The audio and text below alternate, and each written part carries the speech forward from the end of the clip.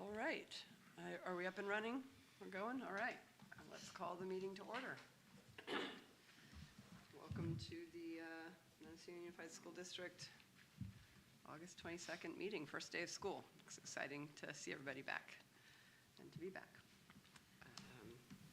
And as usual, forget what I start with. Roll call? That's Student it. Trustee Quinlan. Here. Trustee James. Present. Trustee Morton. Here. Trustee Schaefer. Here. Trustee Ohm. Here. Trustee Griffin. Here. All right, we do not have anything to report out of closed session. So I will entertain a motion to approve the agenda. I so move. Second. Any comment or concerns about the agenda? Okay. I just wanted, Nope. you know. Oh, have we two do have sol- one thing. Yeah, we I have think two we're going to sole strike items. 10.4. Can we combine those? Or? Yes, Yeah, I think we can just it strike wasn't- 10.4 as access to 10.1.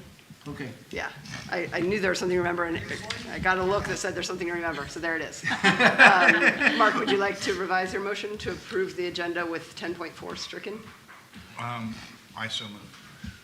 Thank you. So amend my second.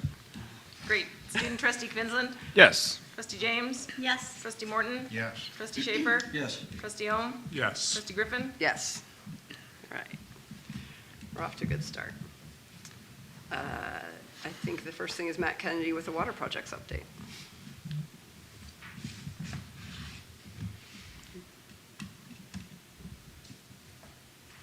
Good evening. Can you hear me okay? Yes. I can't see you yet. Okay, great. All right. Let's see. I have video. Let's see. You cannot start your video because the host has stopped it. Okay, that's all right. I will just not turn my video on. As long as you can hear me all right. Why don't you just Yeah. wait a second, Matt? Yeah, give us a second, Matt. We've got a black screen up, so we're just getting that going. Oh, Okay.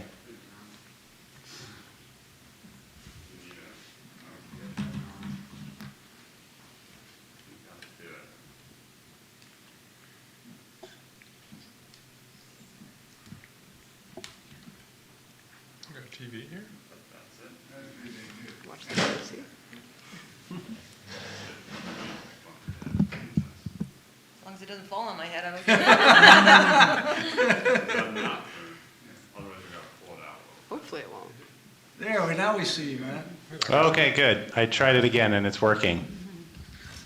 All right. Good evening, everybody. Nice to see you all. I will try to keep my remarks brief and just give you an update on the current status, and then answer any questions you may have on what's happening. I'll start with the water system project. So this is the one that we're working through the appeal to the Coastal Commission. At present, there hasn't been a lot of activity on it since the appeal. We've had some meetings with the Coastal Commission staff, and we've also had some meetings with some of the resource agency staff, specifically the CDFW, California Department of Fish and Wildlife. Their purview, as I understand it, is generally around the issue of ESHA, which is that's an acronym that stands for Environmentally Sensitive Habitat Area. And at the site that specifically revolves around the Bishop Pine Forest and the planted cypress trees. So there's some cypress trees that were planted along property boundaries many years ago, and on the Mendocino coastline, cypress trees have a special meaning and significance, regardless of whether they were wild or planted by humans. And so we have some of those that occur. And my understanding and speaking with them is that that's what CDFW is most interested in, is in the ESHA, which is the boundaries of those habitat areas. And the Bishop Pine Forests are the main ones I think that we're looking at, and then specifically those cypress trees. The other resource agency involved, and we haven't had any meetings with them, just some email correspondence, is the Regional Water Quality Control Board. Their area of purview is in water courses and wetlands. And there is some wet areas up there on that property. We did delineate a wetland area and identify a water course, and those are reflected on our plans. The design that we prepared, avoided them, but the regional board wants to make a, determination or have some say in kind of what's happening relative to those features.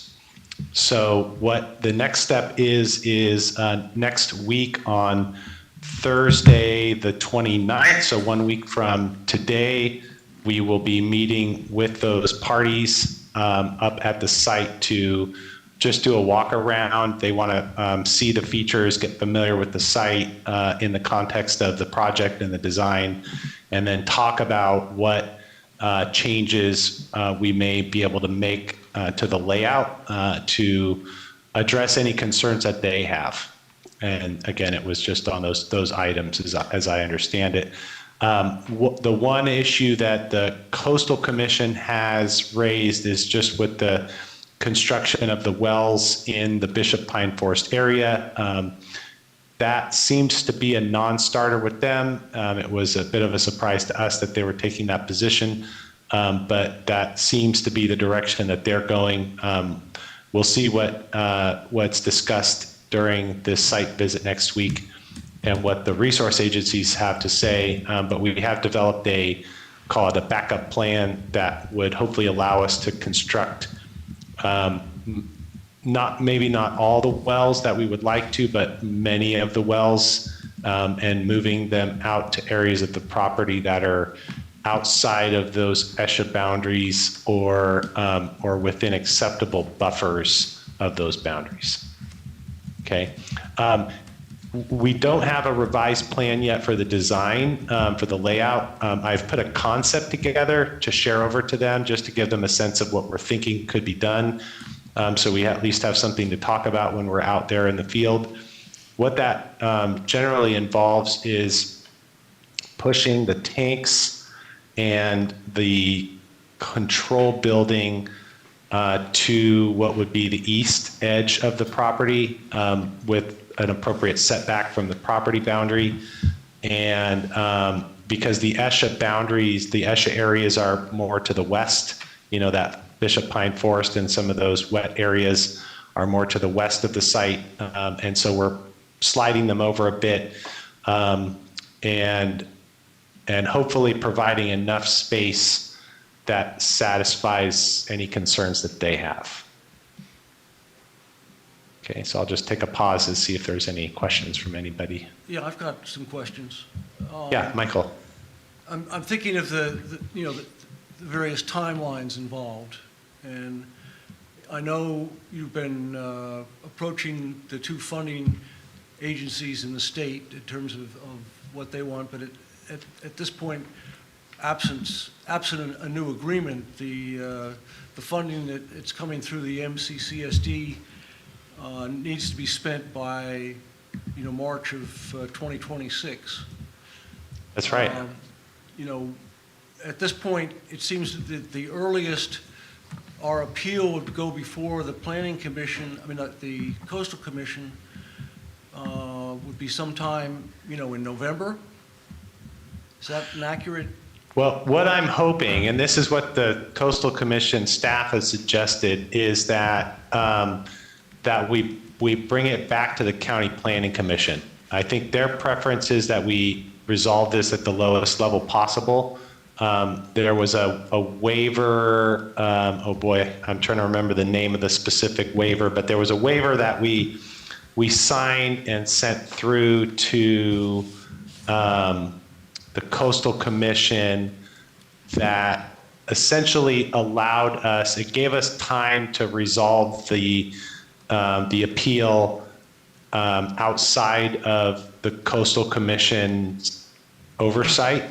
So my understanding is it enables the Coastal Commission to kick it back to the County Planning Commission for reapplication as opposed to having to go before the Coastal Commission. And I think that's a better route. And then the timing of that, yeah, I'm hoping that we can get agreement with these organizations next week, just a general agreement on the approach and the layout.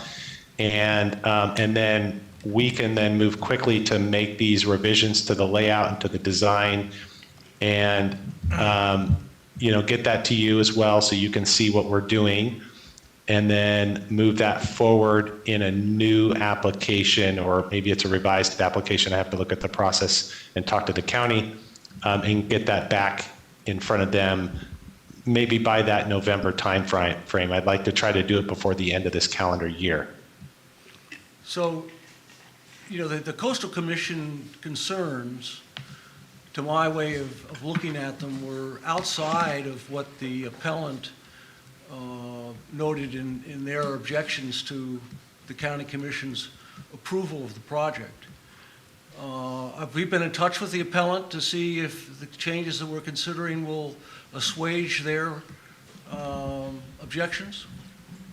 I have not personally been in contact with the appellant. I think your first statement, though, is generally correct. I mean, that's what I understand, is that the Coastal Commission's concerns were different than the appellant's concerns. The appellant's concerns were primarily focused on a belief that the school district is going to pump the aquifer dry. We, in spite of our diligence to try and convince the appellant and others that that's not the case and that the plan is actually quite different, that was the main argument that they were making. But I think the Coastal Commission did say that they did not believe that the well siting in the Bishop Pine Forest area was, I'm trying to think of the term they used, a compatible use, I think was the words they used. And there was some surprise on our end, on our environmental scientist end, on the extremely limiting approved uses that they stated for Bishop Pine Forest areas, which was really like you could put a trail in there, you could put educational signage or things like that, but that was they were kind of limiting it to that, and we were a bit surprised at those statements because we know that there are other developments that occur throughout the Mendocino coast in Bishop Pine Forests, including residential development. So we're hoping to be able to work through some of those, but I think what my goal would be is to get the project moved forward into construction, to get it approved. If that means reducing the number of wells and siting the wells in a different location, then I think we should do that because I don't want to jeopardize the funding, particularly based on that one deadline, Michael, that you pointed out. The MCCSD's drought tolerant grant program funding, I believe, is the one that would end first. And so we want to move the project ahead and get at least those funds spent during construction so that we don't lose it. The agreement with the Division of Financial Assistance, which is the school district funding, is still being developed. And my last talk with the representative there, it was a little disappointing. It just didn't seem like they were moving very quickly, but that they were, still allocating the funds is what she had described it as. So I'm continuing to follow up with them. I think they've slowed it down a little bit.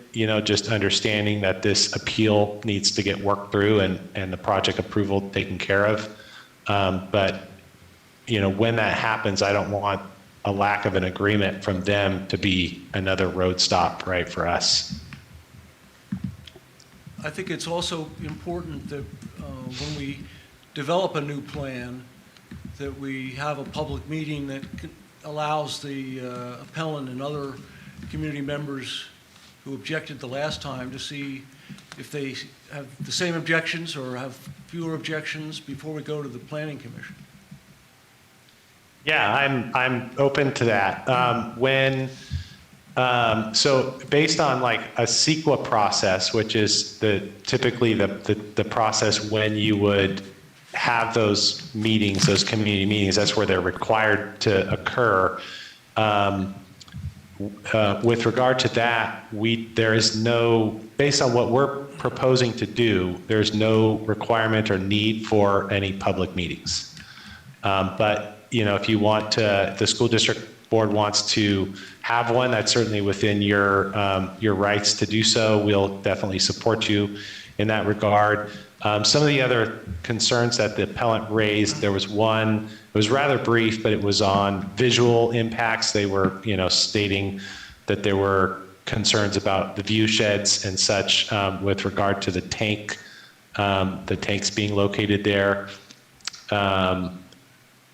But the County Planning Commission, I thought, addressed that. I know our environmental documents addressed that. There were some incorrect statements the appellant made with regard to some coastal trail that they believe, I think that trail that runs on the property that people walk along, so they're not on the road, that they believe that to be some kind of a historic coastal trail, which we think that's not correct.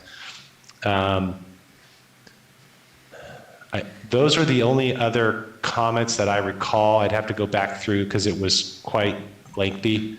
But the rest of them dealt with wells and hydrogeology and pumping, the aquifer dry and dewatering other people's wells. It was kind of generally statements about that.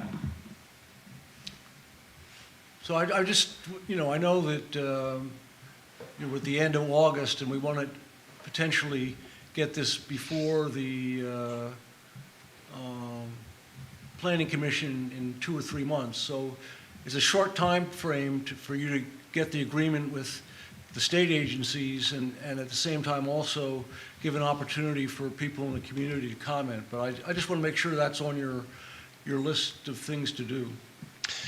Yeah, I mean, most specifically, it's getting the design revised after this meeting that we're going to have next week, repackaging the CDP application and getting that process moved ahead. Those are top of mind for me. I'm a little sensitive on the public engagement part of it, just because of there just seems to be some misconceptions by a minority about the project, and I'm certainly willing to try again to assure the public and these concerned citizens that that the school district does not intend to pump the aquifer dry, because that's been the general message. But I'm would be very happy to explain that again. And we're going to be very careful on this next round in the wording that we use for the application to make sure that folks understand the underlying purpose of the project better. Because I think there was some, there are some misconstruing of facts, I think, with this project, with the effort that the CSD is undertaking, looking at water systems and consolidation of water system and community water system for the village of Mendocino. And there are some, I think, some opinions or some misstatements being made about, they're almost conspiracy theory type statements that I've been reading about this project, being integrally linked with the CSD's safer funded community water system study. And I want to make sure that there's a clear distinction between the two, because they are very different and they are separate. Yeah, I agree, and I think that my fear is that if we don't engage the community between now and when we go to the Planning Commission, you're just going to have the same arguments surface again in another appeal. One of the one of the realities is that it doesn't cost anything to appeal to the Coastal Commission. Mm-hmm. And so it's an easy out to delay a project. And I'd rather engage those community members and try to get them to see what we see rather than just ignore them. Mm-hmm.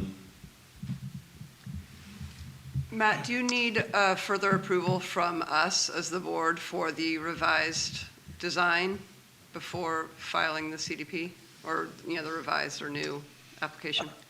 I don't think there's any formal approval for the design. I'll relook at the application to see if there's any what would be a resolution that may be needed. I think that would be, if there was an approval, it would be a board resolution that's, approving the permit application. We have to do this with the funding agreement. There's a resolution that the board approves.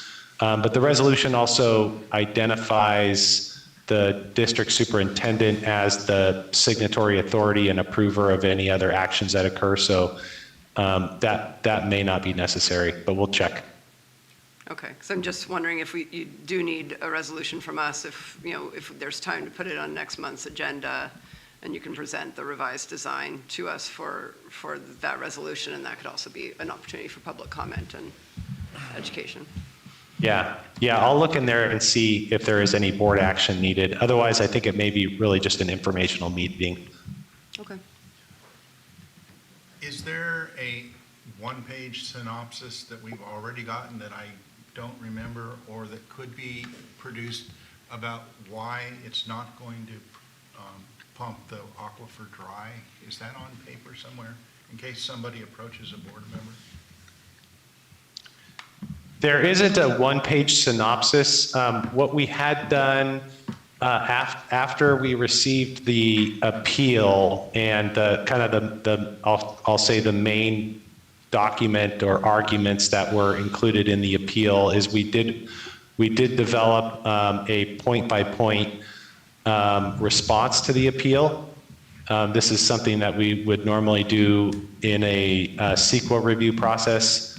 So you'll get comments on an environmental document, and then you'll respond to the comments in detail to address them.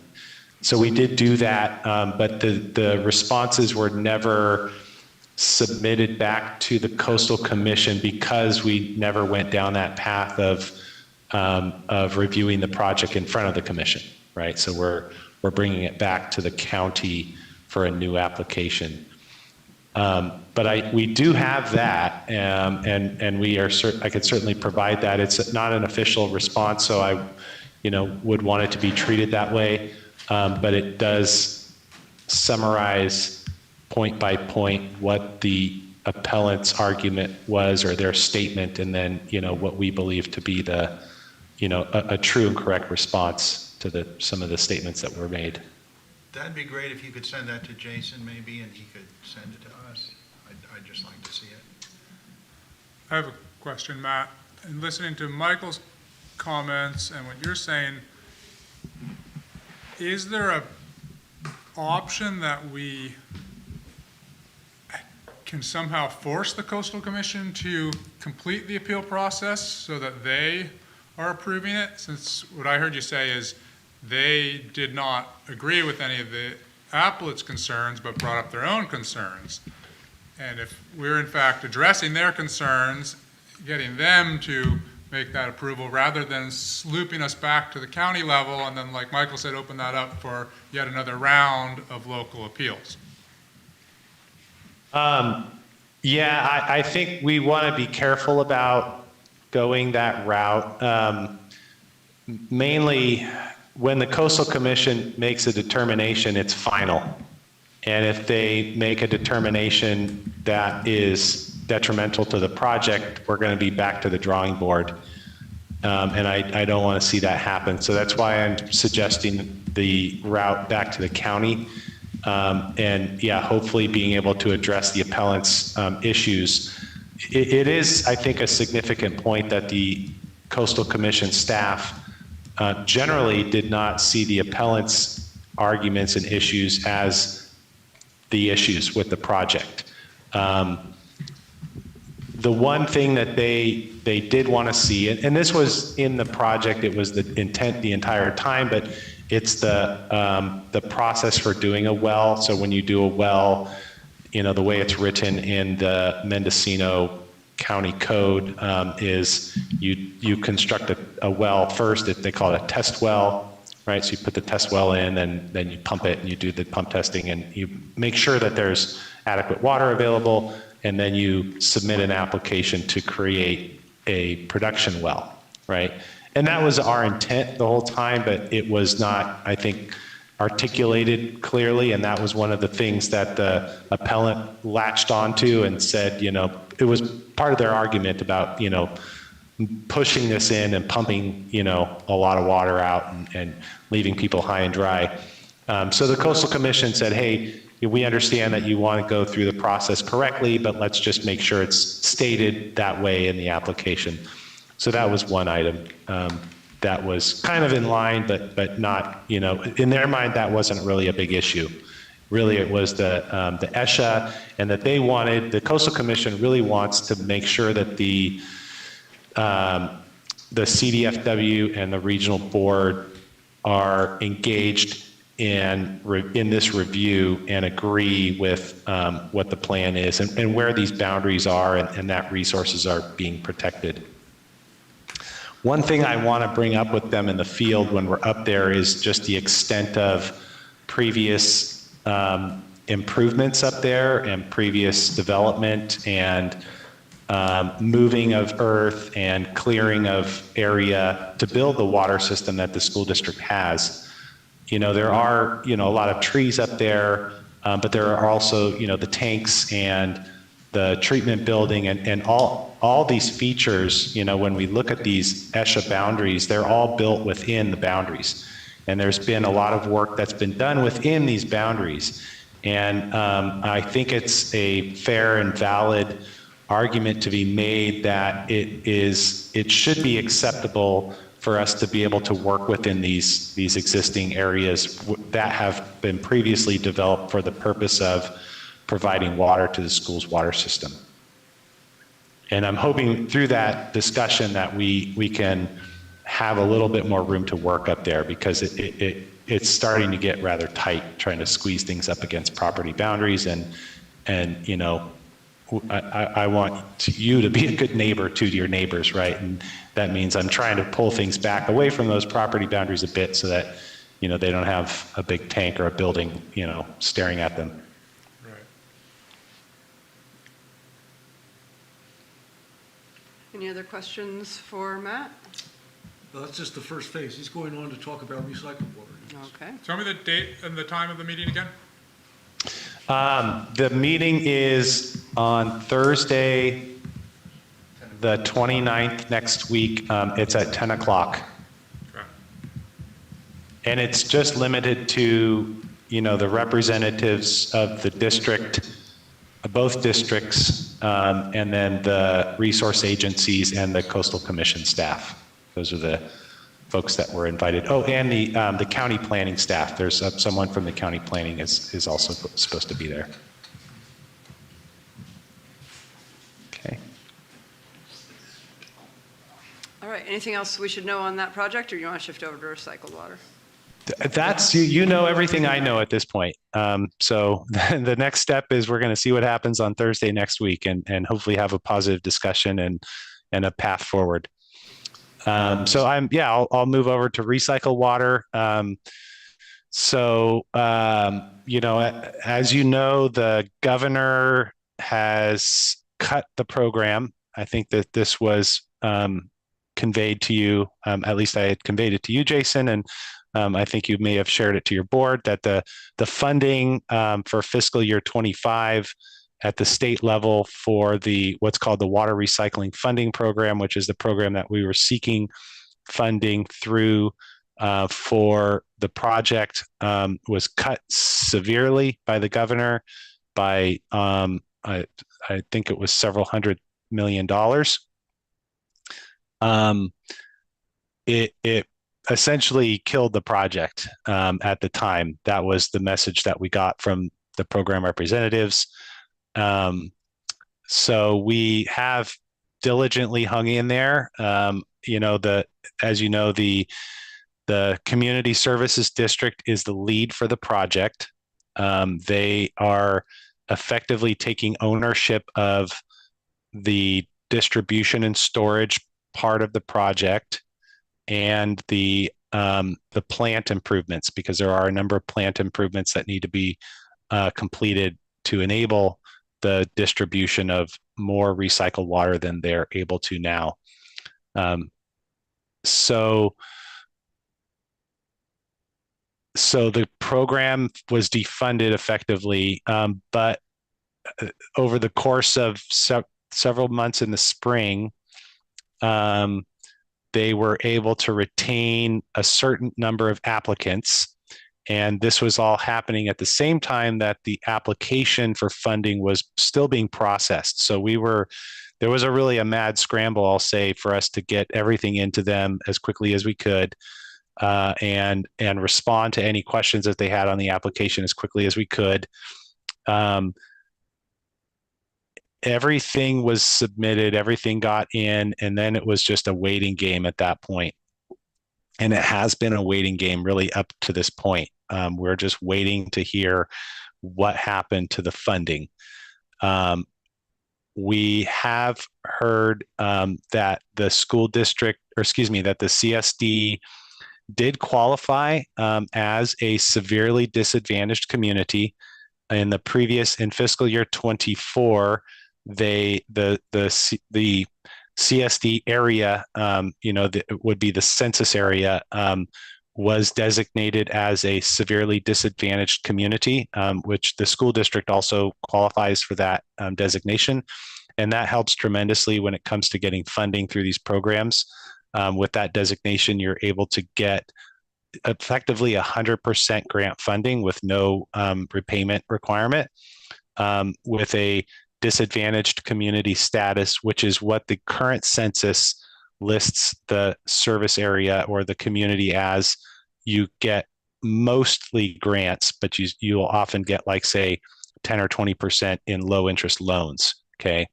So the severely disadvantaged status, it can mean a lot. So we were able to retain that for the application, which was a really positive thing.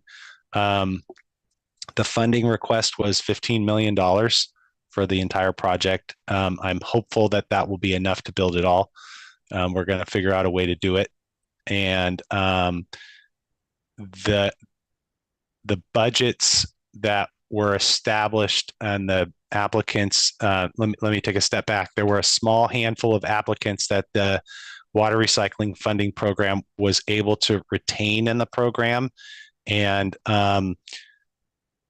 what they're doing, essentially, the way I'm understanding it, is it's like an internal negotiation that they're having with the finance department, or the treasury, if you will, at the state level, who is establishing and maintaining these budgets, and the needs of the applicants that are being funded through the program. So they've elevated the CSD to a very high place in the program, say, call it a top applicant. And they have been able to retain more funding than they had originally told me at the beginning of the year. So their budgeting process kind of for the new fiscal year really begins in January. And then it's almost finalized in March or April, and then it becomes the budget starting July 1st, right? So it's almost like a 6-month budgeting process that they have. And so by a couple of weeks ago, really it was maybe a week and a half, I had learned that they were able to keep more money in the program than they had originally thought. And they are still advocating strongly to fund the project. And there's nothing else that's been fully fleshed out or determined yet. But we're really just kind of waiting and hoping with our fingers and toes crossed that there will be a miracle and that the state will fund the project 100%. And that's the latest. And if they do, they want to have an agreement in place before the end of this calendar year, before the state's budgeting process begins again in January, which is when any funds would be re-encumbered. Okay. So we're keeping it alive. MCCSD will be the lead agency for bidding for that project? They are the lead agency under CEQA. So what happened back during the application process is that, and if you recall, Wind Spirit, the school district approved the environmental document. And what's happened now is the CSD has adopted that environmental document and adopted the responsibility to implement the mitigation and monitoring program that goes along with the project and with the document. So they've taken responsibility for the project and for its proper implementation. We had the other really positive thing about this is that I'm not sure how many of you know, but the CSD did a major improvement to the treatment plant. This was several years ago. It was a different consultant that had done these designs. They had gotten funding through a USDA loan. The bid came in higher than their funding allowed, and so they were not able to construct everything that they had planned for. So they basically cut out all of the recycled water related improvements from the project just so that they could get it within their available funding. It effectively created, we call it part one and part two, right? So part one was funded and built. Part two has kind of been waiting for funding to come through to be repackaged, bid, and built. And that part two is what is also part of this project. So when we talk about the recycled water project, it's the CSD's part one, plant improvements, and then the distribution and storage. The part one has an active coastal development permit, so it's permitted. The distribution and storage that the school district brought forward also has an active coastal development permit that's approved and it's ready to go. So really the only thing that we're waiting for is funding to be able to move it ahead. And there's a little bit of design work, not a little bit, it's not a lot, but there is some design work that needs to be done at the treatment plant to repackage the project that will enable, the distribution system to have water. So there's a little effort there to be done, and a little bit of work to, connect up the school district's distribution and storage to that project. And then it should be a short move, but there's no environmental, that's all been completed, and no coastal development permit process, that's all been completed.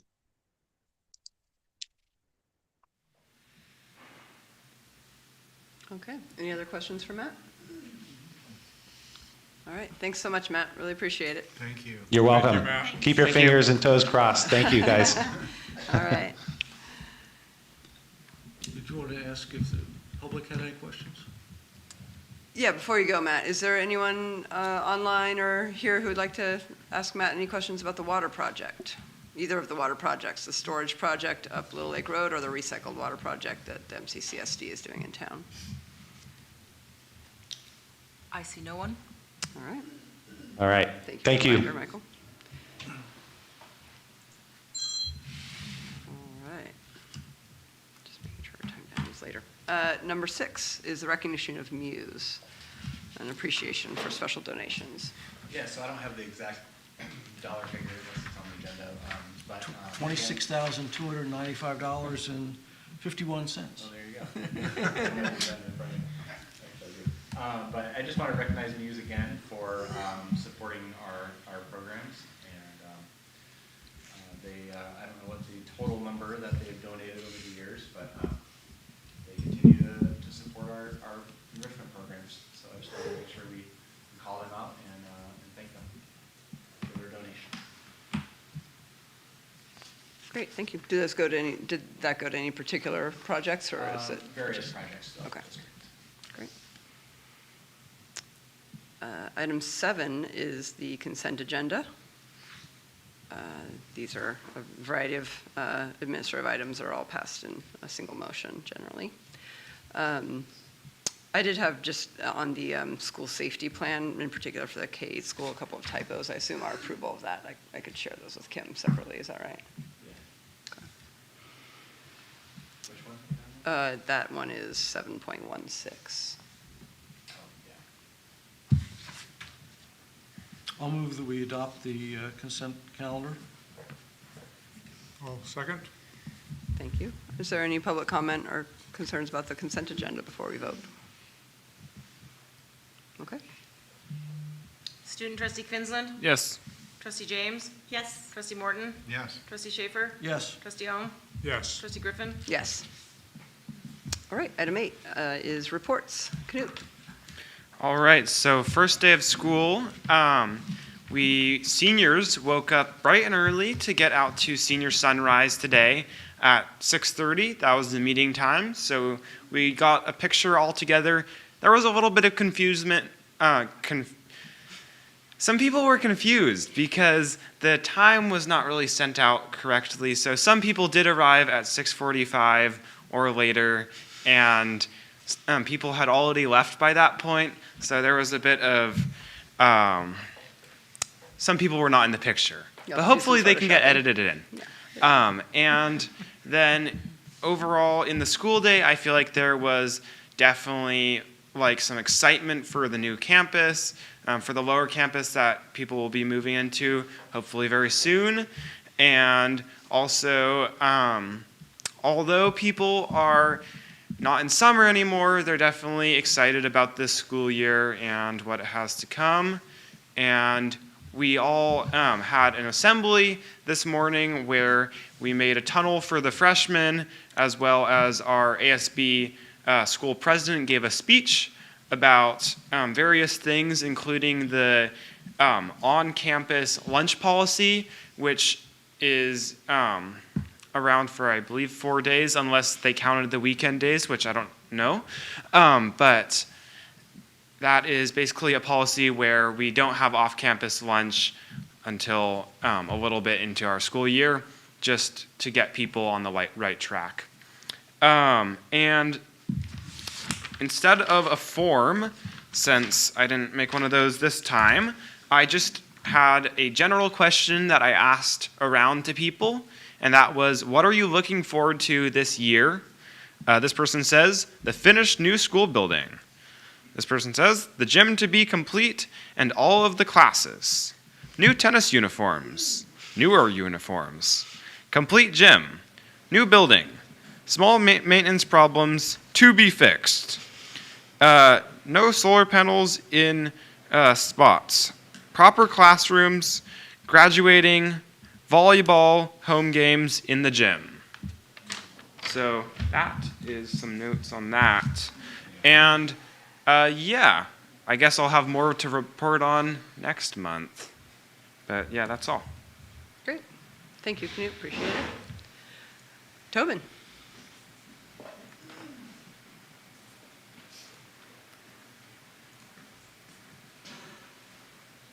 I think Canute survey data there pretty much represents the compartmentalized areas of my brain, largely dealing with new building, gym, construction, new building, occupying. Yeah. And I think my slides are also likewise represented proportionately. So let's start with summer work.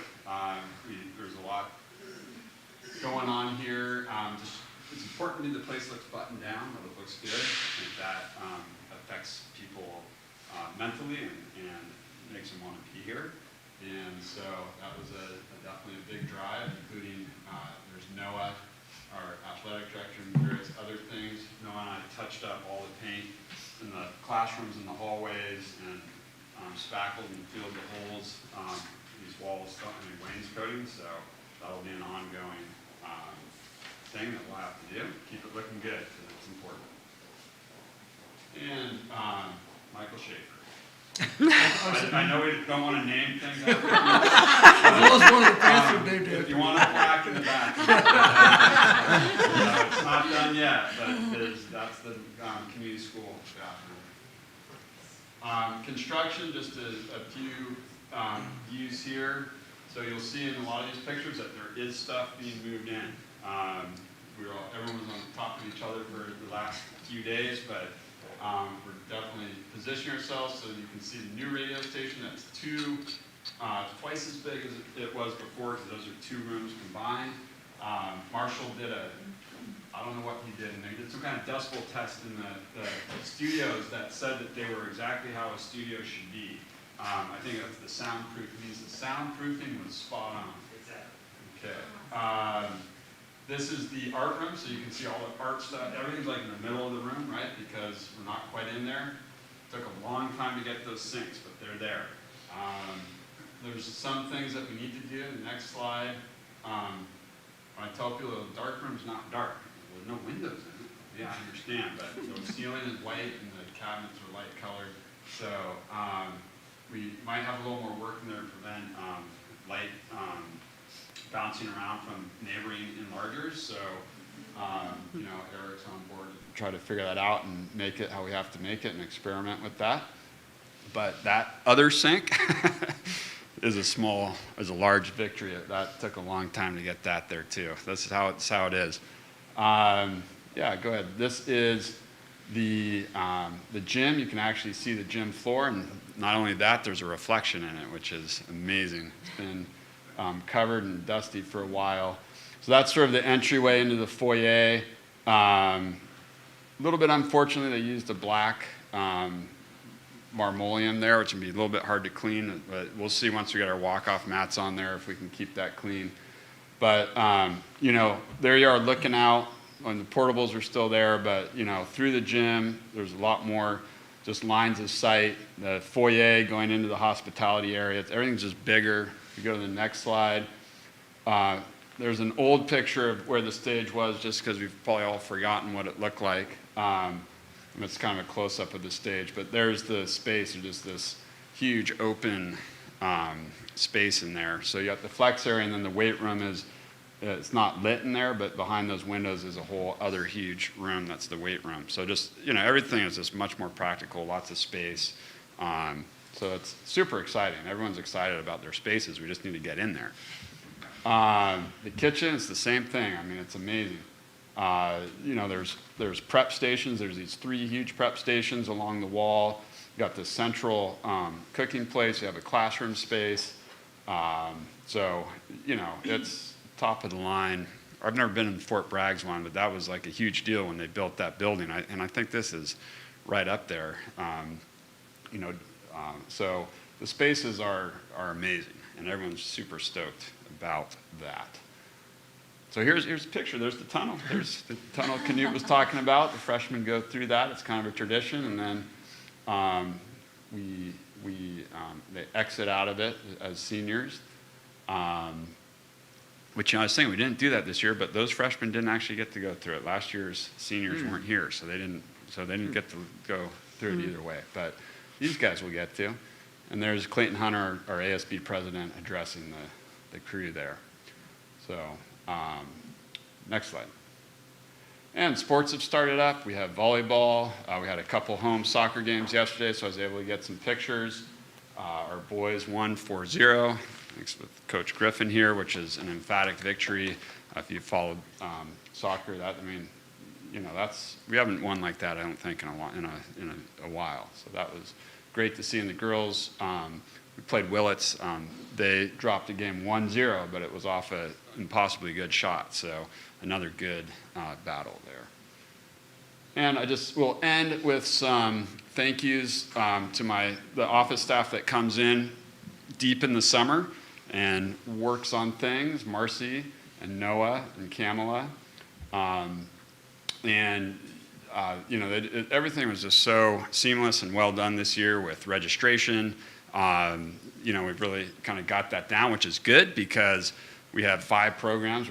We have a classroom in here. We have a classroom in the conference room. We have 5 teachers who don't have a space yet, and so there's a lot of sort of potential chaos from that, but since everything else was so buttoned down and organized and well done, it made that a little less stressful. So thanks to them, and thank you to my teachers, and especially those, we're almost there, that are still waiting to have a classroom to call their own. It's been a long haul for some of them.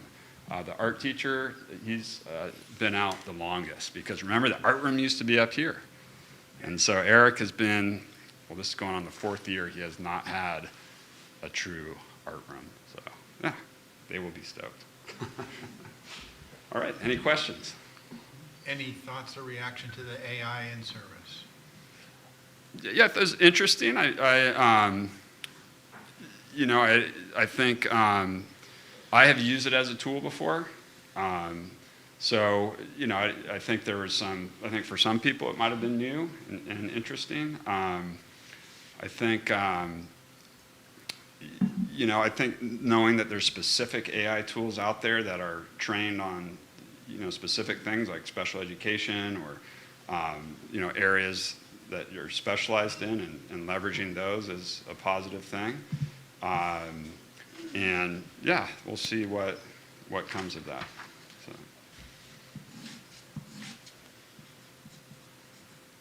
Yep.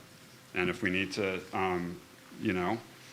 put in some seniors in the senior picture or make our crowd sizes look bigger, we'll know exactly what to do. Double the number of graduates, huh? Yeah, there you go. Oh, and that, it's interesting. I was looking, I think we're at 168 this year. We were 155 last year. So for us, that's 13 kids is a pretty substantial increase. So we got some big classes. What's that from? What's the increase of students? I think some of it is, we do have new students. Some of it's a smaller senior class and a little bit larger incoming class. And then we've had a number of students move into district. That number is 163? Well, I believe it was 168. Ah, Yeah, 168. which was more than it was. I think we were at 165 a little while ago, so it seems to keep going up. Great. All right. Thank you, Tobin. Appreciate it. All right, Jason. All right, well, I could thank a million people, but I'll just start with Tobin. And thank goodness for a guy like Tobin who has such an attention to detail. The construction, he's taken on way more than a typical principal would. And I think he's taken a lot off my plate. So thank you, Tobin, for all of your attention to detail, which sometimes I lack when it comes to sizes of whatever, knobs and corners and colors. And from what I'm hearing, the first day went very well across the district. We have a long-term substitute in Kopshi who stepped up at the last minute, so that really was a big relief. I was concerned that we wouldn't find a teacher, but we do have a teacher out there who I believe has a credential and has some experience teaching. And she lives in Compton. And yeah, bonus. We are completely staffed except for we are looking for a bus driver. So we are having to cancel runs in Casper and locally in Mendocino, Little Lake Road until we find a driver. We did have an applicant come in the other day, so hopefully that will pan out. And then we are looking for an integrated aid as well. Let's see. Mark, you mentioned the AI presentation.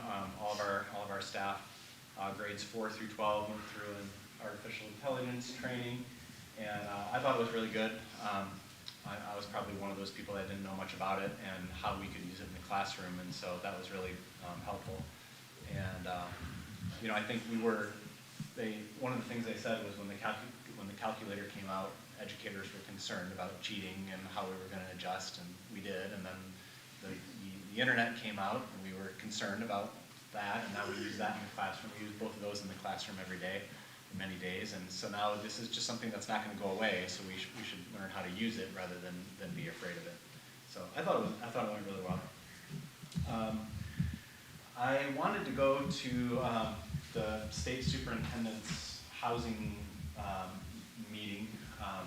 He's adding $2.3 million to hopefully create new housing units developed by schools. There's some confusion as to whether that is for students or staff or both. And I didn't find the webinar that useful. I tried to get it go in person, but I didn't make the cut, I guess, so I had to try to attend online. And of course, when I attend a webinar, I get sidetracked. So MCO, I met with the county superintendent, and she said it was mainly land developers there. And so it mainly seemed like a political move for the superintendent. So and one of the things that it sounds like they are interested in doing, he is interested in doing, is removing some of the barriers for housing. So some of the zoning requirements. That's one thing. But I'm not sure we're going to get actual money for housing. But I'll try and stay on top of that.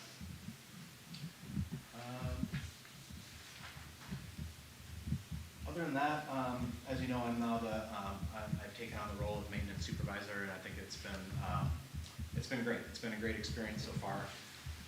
I always knew that we had a wonderful crew, but seeing it firsthand, I'm just amazed at our maintenance department and our custodial department. As soon as I make a call or ask for something to get done, or ask a question, they're on it, they get it done, and they know what to do without even me saying anything for the most part. So, and I'm getting out and about in the classrooms more than ever because I'm trying to take care of some things maintenance-wise, kind of the low-level stuff that doesn't involve any thinking. I can do pretty well. And when it comes to maintenance stuff, I'm the least handy guy you're going to meet, but I've been able to interact with staff more than ever. So in these first couple days, weeks. So far so good, I think. Somebody said in an email or a text, 179 more to go. All right, thanks, Jason. Any questions for Jason? What is our current COVID experience? I think a couple of weeks ago it was, I know there's a lot going around the community. I haven't heard of much as far as students go, unless Tobin and Kim know more than I do about that. But staff-wise, a couple of our staff members had it recently, but we seem to be doing pretty well. And we're treating it like the flu now. So if you have symptoms, stay home. But if you don't have to wait a certain number of days. It's all about symptoms.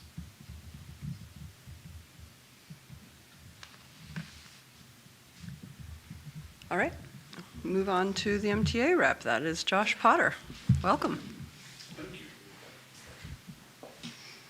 All right, so I brought my little notes on here. I didn't want to cover too much, but my notes say, "Agree, don't talk too fast, and don't talk too much." So I'll do my best. I sent emails to each and every one of you. Lisa, I addressed yours as Wind Spirit. I'm so sorry. I was cutting and pasting because Diana had let me know, to contact individual, but I wanted to send the same thing to each one. And Emily knows me well, so it was a weird email to cut and paste. I appreciate you addressing me as formal. President Griffin. So anyways, I don't think I yeah. got one, so I'm not sure you have my right address or something. Yeah, I don't think When did you send them? As we were just getting started. Oh, It was the ones off the, yeah, I'm super behind, yeah, so I just, that was my way of apologizing, and I hope I'm not too scatterbrained here, but I wanted to informally, in fact, I just emailed Tobin and Kim right before that. I'm the official interim president for the Mendocino Unified Teachers Association. We kind of met last year as the vice president. I took over some of the role with Diana to help her transition with some of that stuff. But anyways, I just want to say, I'm excited. I'm taking it on as kind of like as to step up because other people are being spread thin, and this is an exciting year for me. It's my 20th year in public education, so I'm feeling like from going from last year, we know it was so devastating on so many levels with the budget and all that stuff. There was so much stress, and I personally felt like it was my first year teaching. There were multiple reasons for that, and this year I'm coming in so much lighter and happier. It was a brilliant start to the year, as you've heard, Jason. It just was really, really nice. My students were happy. The energy was just incredible, and so I really feel like we're turning this corner and building for something better, so I look forward to that. Yeah, and I just want to say, as a parent, my daughter graduated from Mendocino High School last year. She's now in Pittsburgh following her dreams that started in Sam Stump's freshman class. And it's amazing to see how these things follow through with these little things. And it's just, I'm getting goosebumps because I still have a sophomore, fully invested in this community, even though I'm kind of new up here. And in the email, I just wanted to invite each of you, hopefully we can get a chance to kind of talk and see what would be helpful when I come in to share stuff, and what would be helpful. I have a few ideas of profiling some of our teachers each time that we can share some of the things that are nominated teachers of what they do and good stuff. I want to keep the positivity going and also acknowledge we're all on the same team, from admin to the board to the teachers, that we're all working for the greater good. At the K-8, we had our session where we just talk about our students with special needs and going through what each one's, and I've never been in a room with so much love for teachers who are just like, they don't do the whole thing that keep them out of my room. It's what can we do to help? And it's really a special thing that I have not experienced in my formal years before coming up here. So that's all I wanted to do, I think, is that I had my quote, "Let the wild rumpus start," from one of my favorite books, Where the Wild Things Are, and I think that's it. Yeah, all right, thanks so much. Any questions? No, cool. All right, Thanks, I appreciate Josh. it. Yeah. Appreciate it. Do we have a representative from CMUS tonight? No. Okay. It's 6 p.m., which is the timed parent or community comment periods. This is a period of time where anyone from the community may comment on any items that are not on tonight's agenda. So if you have anything you want to say that is not on tonight's agenda, this would be the time to do it. Okay. I don't see anyone online either, it looks like. Okay, we will move on. Board trustee reports. Lisa, would you like to start on that end? Nothing for me this time. Okay. Nothing here. I'll pass. Pass. All right. I was going to say that, my soccer team won 4-0, but Tobin covered that for me. But I'll say it again just in case, for the people in the back. Yeah, it's been a lot of fun. This is my first high school coaching job ever, and I'm enjoying it so far. Who did we defeat? Willits. It was Willits yesterday, yeah. And the girls' team played very, very well, actually, was better, I thought played better than the Willits team, and just couldn't convert their chances, which soccer is cruel like that sometimes. Yeah. And what's your appraisal of the field? It could be better. No comment. What are the positive things? It is better than it has been in recent years, but it still needs some work, yeah. Okay. It's a process. It doesn't happen overnight. Yeah, but I'm hoping maybe at the end of this season that might be a good time for a larger renovation project to really refresh the actual field surface. Yeah. So, all right. We are on item 10.1, which is the Mendocino High School Solar Project.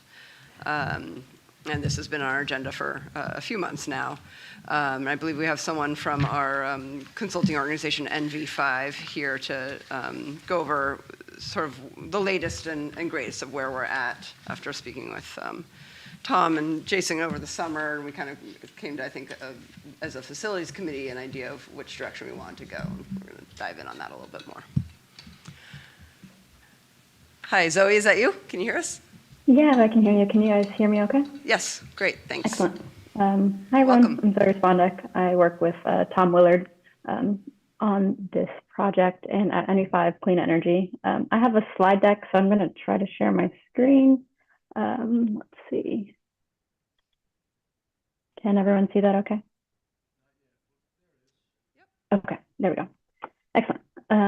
So I have a quick agenda. Please feel free to stop me at any time if you have any questions, but really high level, just would like to go over the project overview and look at the location of the solar arrays that we're looking at installing at Mendocino High School, and look at the savings analysis. We did a feasibility study to see about lifetime savings for the project. I wanted to go over some project considerations, some potential risks for the project, and benefits in terms of timing. Number 3 is about schedule and next steps, and then just open it up for general questions from the group. So to start off with, I have a high level concept for the design. So we're looking here at 2 solar canopies. So these are elevated off the ground, similar to the one kind of in this first picture here. This is taken from above, but usually these canopies are somewhere between 10 to 12 to 14 feet off the ground on the low side, so they can get pretty high. So we're looking at the back of the high school here, close to the track. Right now, I think I'm not sure if these portables have been removed yet or not, but it'd be in that place where the portables are located. And then a second smaller canopy up on the hilltop next to the buildings up over on this eastern side of the canopy array. They're sized to offset the energy consumption of the campus after the electrification. So looking at offsetting, I think this is probably somewhere around 80% offset of the electricity use at the campus. This is a bit on the smaller end of what we could potentially put in. However, we're kind of space constrained back here. We wouldn't be able to put additional modules around the array.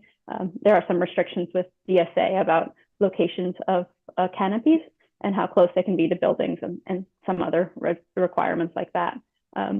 It's pretty closely located to the main electrical service for the campus, which is helpful. It reduces costs for the system.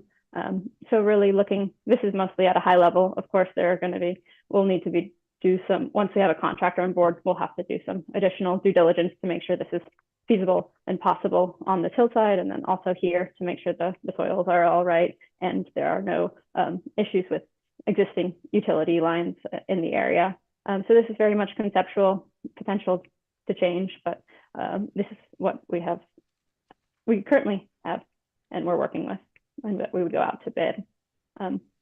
I'll move forward and then we can kind of jump back to this slide if we want to ask questions or talk about some additional areas that were considered in previous iterations for this. But I wanted to move into the financial analysis, the lifetime savings for the project. And I'll. Could you go back and, you've got 2 areas designated. How many, what's the array size for those 2 areas? Yeah, it's probably pretty tiny on your screen, but we have some estimated square footage here. So these are about 40 foot wide. So they're tilted double cantilever. So on the width, they're about 40 feet, and this C1 is what's labeled as C1 is about 150 feet, and the smaller one is a little over 100 feet. So. I think you mean the amount of power they would generate? Right. In other words, before, we were looking at a total of what? Well, between 180 and 217. Right. And so I wanted to see how it was split between these. Yeah. Okay. Thanks for clarifying. We're closer to 180 on this diagram. I think it's a little bit, we're at 185 here. So it's on the lower end of what we were talking about before. Like I said, we're a little bit space constrained here. So, but in terms of, you've got the 2 sites, the one smaller one up on the hilltop and the other behind where the portables were. Yeah, the C1 is 110 and C2 is 75. So together they're 185. 110 and 75, okay. Yeah, it's just hard to read on that screen. Yeah, but I've got it on my computer and I can see it there. Yeah. You have a copy of it, that's why you Just the Zoom. Oh, okay. All right, sorry. Okay, thanks, Zoe. No issues. Okay, I'll move on to the next slide. So this is just a really high level savings analysis. So we did this previously before we came up with this concept. So this is based on this 173 kW size. So it's the size that you see in the concept is just slightly bigger. So savings would be slightly altered, the estimated savings, but we're looking at an engineering, procurement, and construction cost of about 1.3 million. I think we can talk about estimates later if anyone have any questions. But in general, looking at lifetime savings over 25 years of the system at around 2.8 million for nominal savings. And we often look at things in terms of net present value or NPV. And we also did that analysis, and it's coming at about 1.7 million over the course of the lifetime of the systems. And that's using a 2.5% discount rate.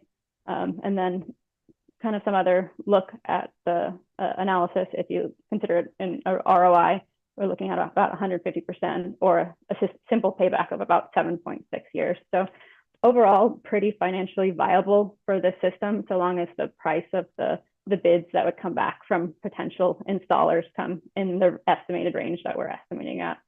Also, some additional caveats in the next slide. But I'll hold for a second in case anyone have any questions. Okay. Doesn't look like So- it, thanks. Okay. So just some quick project considerations. It's a little bit jargony, so please let me know if anything's unclear. One of the big topics of conversation around this project is with net energy metering 2.0, which is the utilities in California have recently changed their metering strategy for solar projects. And we had previously submitted an interconnection application through PG&E to secure grandfathering on this more financially viable solar-friendly tariff, which is called NEM 2.0.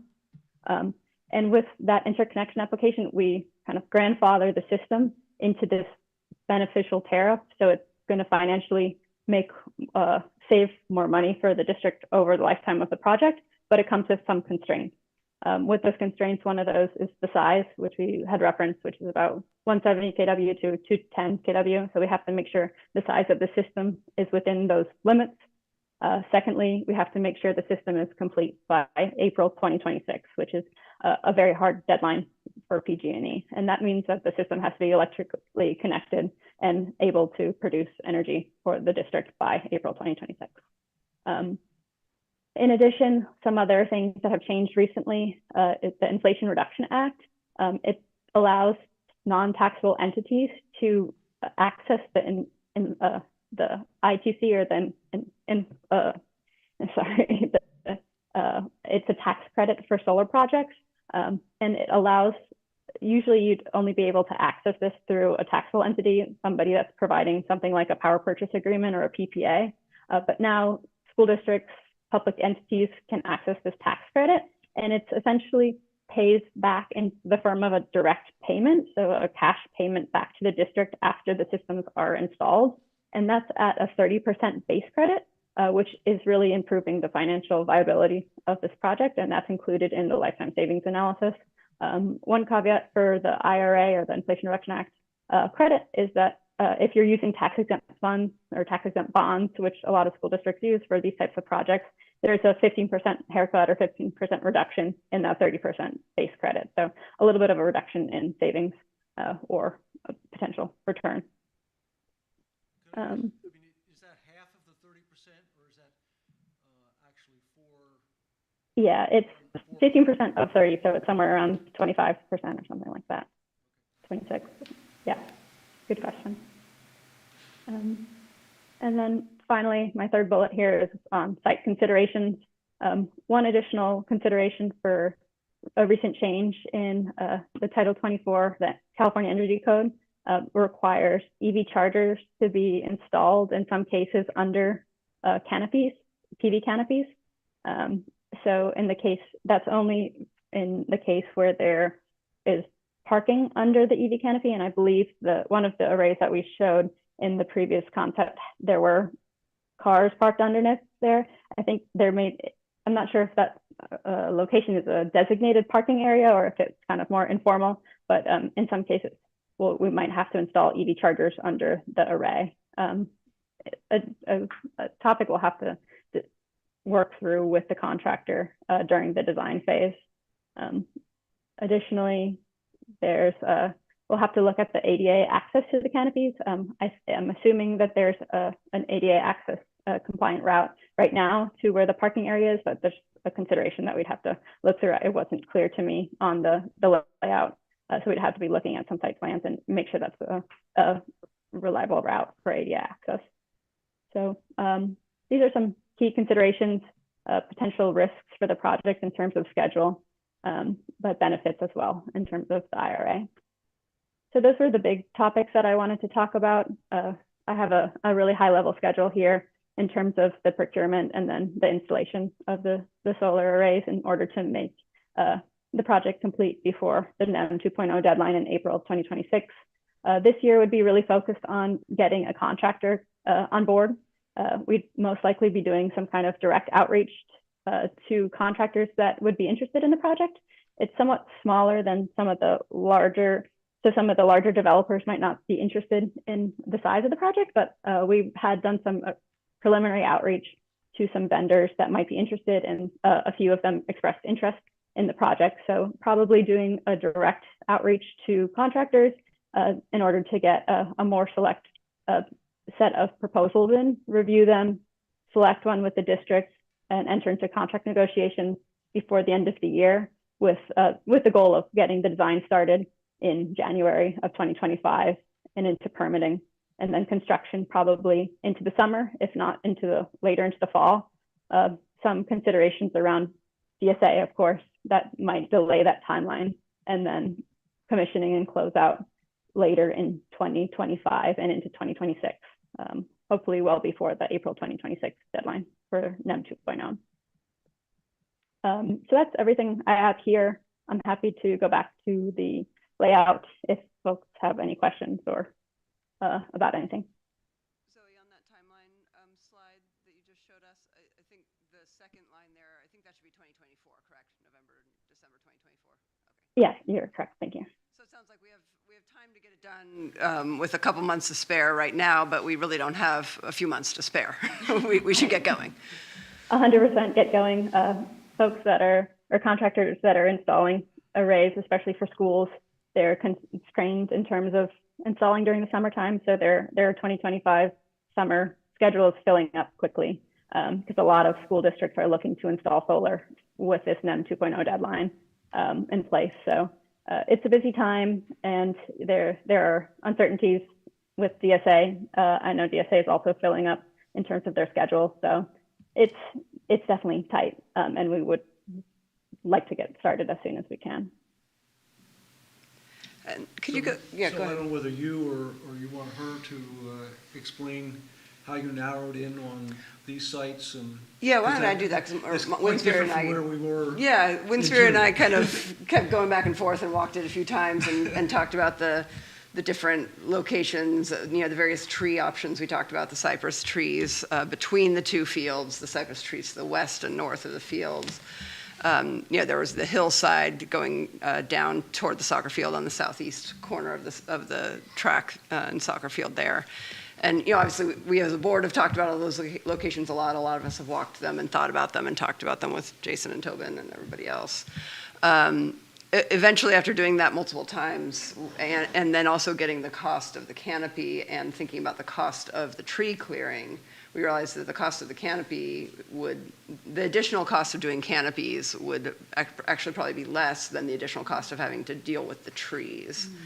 And that the possible blocking of those view sheds and the ocean views and those, taking out those canopies or taking out cypress trees, whether on the west or east sides of the soccer field, just didn't seem to be worth it, given that we could get the canopies, pretty close to the existing electrical in spots on the campus that are pretty empty right now, between where the portables are and where that big empty area to the north of the main new gym building, 50 feet that way is. So, and we can get almost close to 200 kilowatts there. As Zoe was saying, exactly how much they can fit there is going to be sort of an on-site contractor thing when they kind of do all the measurements and figure out exactly where everything can go. But those were the factors, if you want to join Winspear. The only thing that you did mention, kind of, is if we were to look at any of the tree locations, that could extend the time frame if we had to deal with permitting for that. Whereas these sites are clear and either gravel or asphalt. Yeah, I was hoping we would get a little closer to that 200, and maybe we will still be able to, because I'm of the opinion to build it out as close to our maximum as possible. But I'm okay with those numbers if that's where we end up. Is there still a consideration of the tree removal by the pump track for like safety reasons? Because I remember we were discussing that previously. Definitely. Yeah, we haven't voted on this yet. Hasn't been decided. This is, we as a facilities committee over the summer thought it would be good to come back to the board with a formal proposal that we both were sort of landing on. I'm trying to get a picture on the larger array. Oh, I see. Is that going to take up the where the portables were? It's behind where the portables. It's sort of the north half of the portables, because I think the way it's shown there and the way it's sort of been thought about, I think it would essentially be hanging. A portion of the northern part of it is actually hanging off of the hillside. Zoe, correct me if I'm wrong. Cool. These canopy mounts are cantilevered in all directions, so there's just a row of poles down the center, more or less. Is that correct? Yes, in that one? exactly. Yeah, so you think about it as a T structure. That's probably the best way to look at it. If you can see this in profile, a line of columns down the center, and then typically they'll kind of overhang two sets of parking. But I think in this case, it would most likely just be one row of parking with the row of columns at the end and the other side of the T over the field or grass area. You know, what's kind of nice about that is we're using, you know, a steep hillside that is completely, you know, unusable as part of what's being covered. But we're not actually having girders going up the. No, I think I think they would be right on The girders are the right top on of, the- on the the top of the the- north edge of that parking lot. And I would propose, if possible, that they actually bore right off the edge of the parking lot. So they don't even get in the way of Yeah, parking so they don't get in spots. the way of parking lot. I'm not, you know, that would really, I'm sure, depend on some And- geotechnical work. We're talking 17 feet elevation at the low point, or? 12 or They're 14 usually- clear on the low side, I believe. Yeah, 12 usually feet below clear on the 13 and a half. That's the DSA. Say that Two again? specs. 13 and a half is typically the low end, the maximum of the low end, but we'd probably be looking at 12 feet on the low end for this one that's over parking. This other one, we don't have as much of a parking concern until it's vehicles hitting it. It could be lower if that's a preference. 10 feet, 9 feet. They have to be fenced, correct? I think so. I'm not sure why it would make sense to have it be lower than the 9 feet or 8 feet, but most likely wouldn't be a option. No, we certainly wouldn't want them to be low enough for a student with a baseball bat. Yeah. We might as well go to a ground mount array at that point. I think that for Yeah. both sites, the benefit of the canopy is we can take advantage of the hillside area that's not really usable and project them beyond, and I think it would help with the sight lines we all are interested in. The farther north we can push You'll them, actually look under either them. from the gymnasium or from the classrooms up here looking west. The further they are to the north, the more that'll keep that clear. You know, the site that's up on the hill just out here,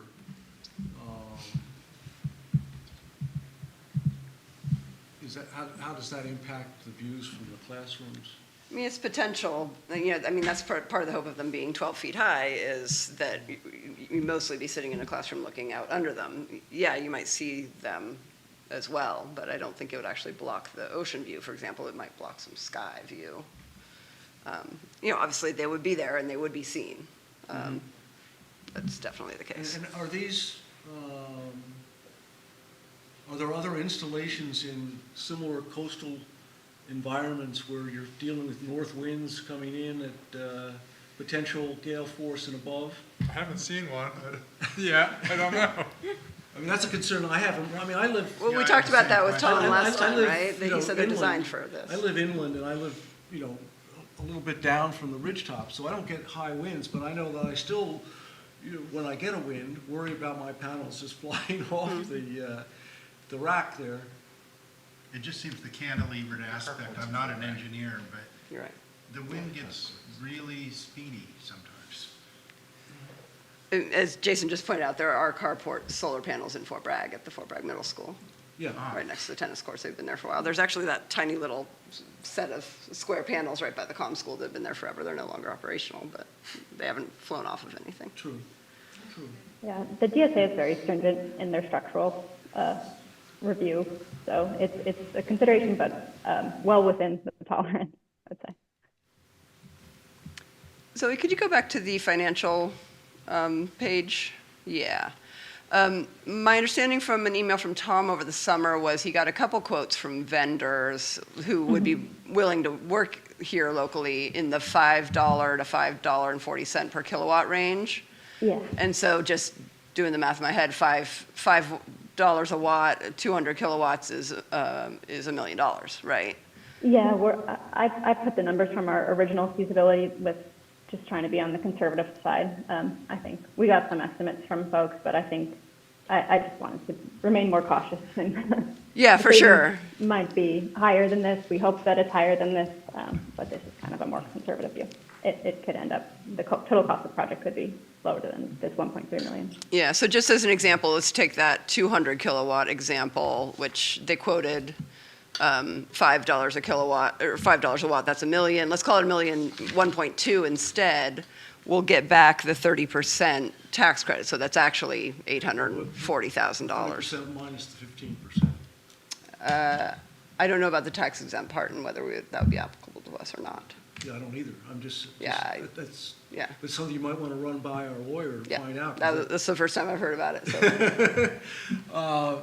You know, when you're figuring what the total cost is, you've got that construction cost.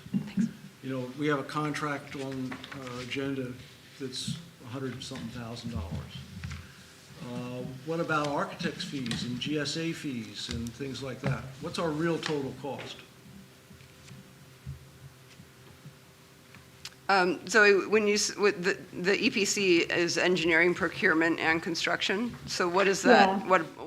What does that include? That includes, it's just the contract, the design build contract. So that includes all the costs to design, permit, and construct the project. It does not include the DSA inspector of record, the DSA testing inspections, or any consultants or legal costs. So it is a larger number than that 1.3 million. I don't have the exact number here, but we put into the estimate. I do know that the lifetime savings analysis does include those additional costs, which I think we had it at about 250,000 in addition to the 1.3. That's what we had estimated. But I'd have to double check that. That's just off the top of my head. So we do include the additional soft costs for a project in the lifetime savings analysis, but it is not represented on this EPC cost here. So I'm hearing that our actual total cost is closer to 1.6 million, right? Possibly, if you, mean, yeah, if you what- don't believe the estimates from the vendors of closer to 1 million for a 200 kilowatt system, but remember, we're looking at a 185 kilowatt Right. system, which is smaller than that. Right. So it might come in under $1 million. It might. And it might only be So 1.25. they might find difficulty where putting that in that particular site that adds to the cost as easily. But I'm just trying to, you know, that doesn't include the architecture fees, right? Doesn't include the GSA cost, doesn't include the $100,000 of their contract costs. Zoe, that 250,000 you just mentioned, does that include your contract? I'd have to double check what we Okay. put in for our original estimate. It's based off typically about percentages of costs, but it should include consulting costs in addition to any legal costs to negotiate the contract and any costs for testing and inspections or IOR, anything like that. So it should be an all-in Okay. cost. So, yeah, so if it costs 1.6 million, 70% of that is 1.12, which is about what we're going to get from the state, which I don't think is tax exempt because it's a reimbursement of grant monies it's already spent. I think But so it's a reimbursement of tax exempt funding. Yeah. It's a reimbursement But of bond funding. Which But is we have no tax- reason to believe that that falls within that. Well, we have no reason not to believe it either. Okay. I mean, you know. I'm not sure about that. But then we can take 5 kilowatts off the array and build it to the money we have. Okay, but here, okay, this, I want to say three things. I guess part of it is it seems like no matter what we say, you're going to vote no. No, I don't think that's what I'm saying. Based on the past 4 I'm months of saying discussing that it. my job as a trustee is to be financially responsible and financially prudent. We're dealing things, you know, where we don't have exact numbers, to spend money we haven't received yet. You know, there's a lot of risk involved in going that route. You know, I'm okay with going that direction if I know what the actual drop dead costs are if something happens. But we're never going to know until we get a bid, No, right? this is what I'm saying. You know, I mean, one of the things in the contract with NV5, you know, is that it's a fixed guaranteed amount. So does that mean if we don't even build it, we have to pay them the $100,000? Even though that a lot of the work in their contract is in the process of construction and you know, follow up after construction. So that doesn't make any sense to me, why that amount wouldn't change if we ended up not building it at all. So that's one. I can one address point. that if there, Okay. we can always put in a notice to proceed in the case that it doesn't move forward with the project after a certain phase. That's something that we'd be happy to add in if that relieves any concerns, but we definitely don't have any. Two different fixed fees, the procurement fee, and if we say stop, we just pay that, essentially. Yeah, I think already that split, there are a right? lot of different ways to address that, but it is definitely not our intention to spit out take the 100K if the project does not move forward at a certain phase. We would not do that. A related question I have is, how do you put in a cost for PG&E or Sonoma Clean Power or whatever, whomever we would be paying in the future? It seems like there's an incredible amount of unknown there. I would think costs might be going up more than what you're estimating, but I don't know how much you put in terms of wildfires and what's happening to PG&E and my home electricity bill right now. Yeah, it's a great topic. So utility costs, as you all know from probably your home utilities or even with the school energy costs, utility costs have gone up exorbitantly in the last couple of years. Typically, we see a kind of a 3% year-over-year escalation of utility costs, but recently it's been 8-10% in some cases. We believe, and what we have modeled here, is that those costs would come back down again. So we use a 3% annual utility escalator, which is on the conservative end. So these savings are based on that 3% utility escalator rate. In the future, if utility rates go up more than the 3% that we're estimating, in that case, you'd see greater savings because more of your utility bill would be cut out because you're using the energy from the solar as opposed to taking it from the grid. So again, we really model things very conservatively. We always hope that the rates are going to be in your favor. So savings would be higher in the future. Zoe had a question. That makes me feel better. Yeah. Tom had talked about, I think, using a design build type of delivery. Does that mean that either NV5 or the contractor we choose would generate application-ready plans, or would we need to bring in an architect to convert to plans ready for DSA? Through the design build, the contractor would have an architect on board. They'd either have an architect under staff or they would have a sub that's an architect. So they would have all their designs in-house and produced under that contract and then take them to DSA through that contract. So there wouldn't need to be a separate architect on the project. So in effect, that's included in that estimated cost on your slide? Yes. That portion? Yeah. Thank you. I don't know if you know, or we have someone in the audience that might know, is DSA on a percentage basis? Yeah, these are based on percentage. There's a calculator online that you use about, I don't know, 1.5%, 2%, more closer to 1.5%, I think. So for $1 million project, $15,000? I mean, we can plug it in afterwards as a hypothetical to remember. I'm going to do that now. Did you analyze what the impact on our existing development permit is with the county? They haven't really given us a straight answer. They essentially said if we're going to remove trees, then we might have to do a new one.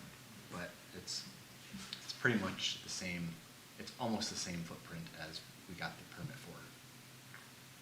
Because it was going to be more on the slope of the, Right. over there, the slope, but it's going to be on top, so I don't see. Right, the permit was for the track slope, C1 and C2. Yeah. And now we're saying C1 and C2 and just making them each a little bit bigger, Right. which probably won't require a And I think new permit. it was all about tree removal when they got back to me. Okay. Yeah, sorry, that was one of the big factors that when Spirit and Right. I think, push us this direction. Yeah, I think really the ease of any other permitting, these two locations, that was our feeling, that this would be the smoothest sailing. I could be wrong on that. But So as I understand the timeline that you're proposing and the timeline that, came in the email today about when we might receive funding, If we go ahead and authorize the procurement phase, then we can decide on, make a final decision on the implementation after we have bids in hand and we have the money in hand, Yeah, without slowing anything down. without slowing anything down. I mean, that's the case, I agree, yes. I mean, with any project, if your bids aren't where you want them, you have the option to. So, I mean, and you know, our commitment to, you know, NV5 would just be the procurement portion at this point. Right, and then you could contract with them for Right. the next scope. Right. Once, you know, that we're moving forward. I mean, that works for me. Sounds reasonable, I mean, yeah, I agree. And then, you know, hopefully we don't have delays on either end, in the funding side or the thing. And in that period of time, we can analyze, would this be considered tax exempt money and subject to that 15% charge? You know, all Yeah, those, we'll have real numbers. Yeah. we'll have real numbers and, you know, real eggs and, you know, so I'm happy with that too. You know, if I just don't want to get ahead of ourselves and commit to something that we end up not being able to afford with fees that go on regardless of whether we go No, ahead. that makes a lot of sense. And, you know, I think our concern is also that just time is of the essence. We Right. can't keep thinking about it and start moving forward.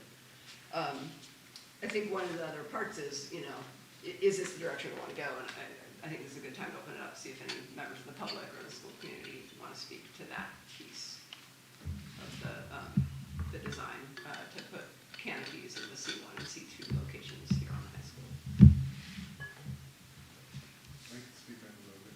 And this is the first time I saw what you settled as far as, I think the locations are really a smart location economically.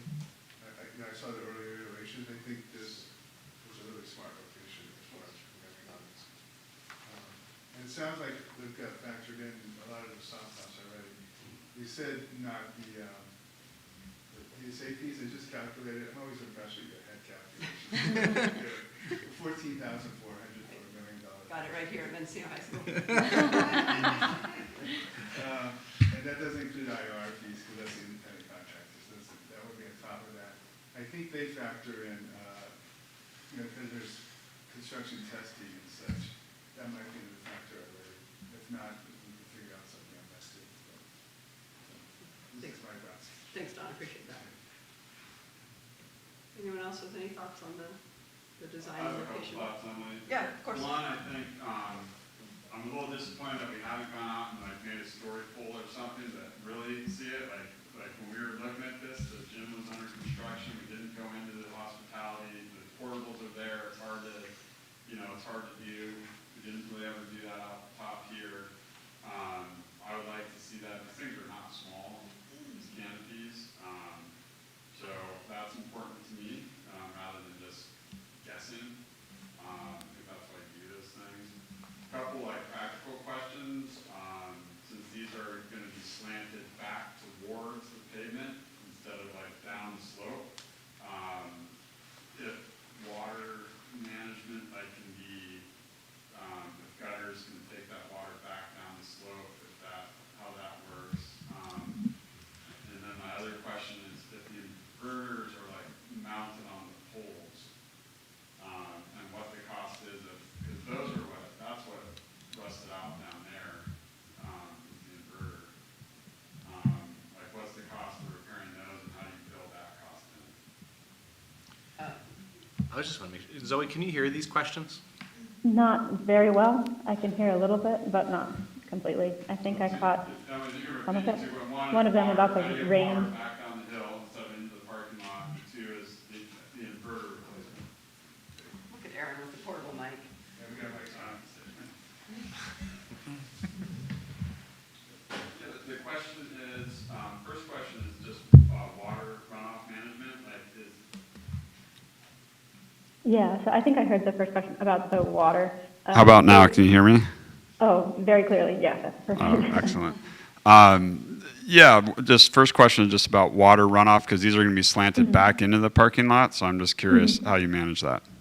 Yeah, so I think one thing that people might not know is that they're not fully waterproof, so water can get between the modules. So there's not like a torrent. It's not like a fully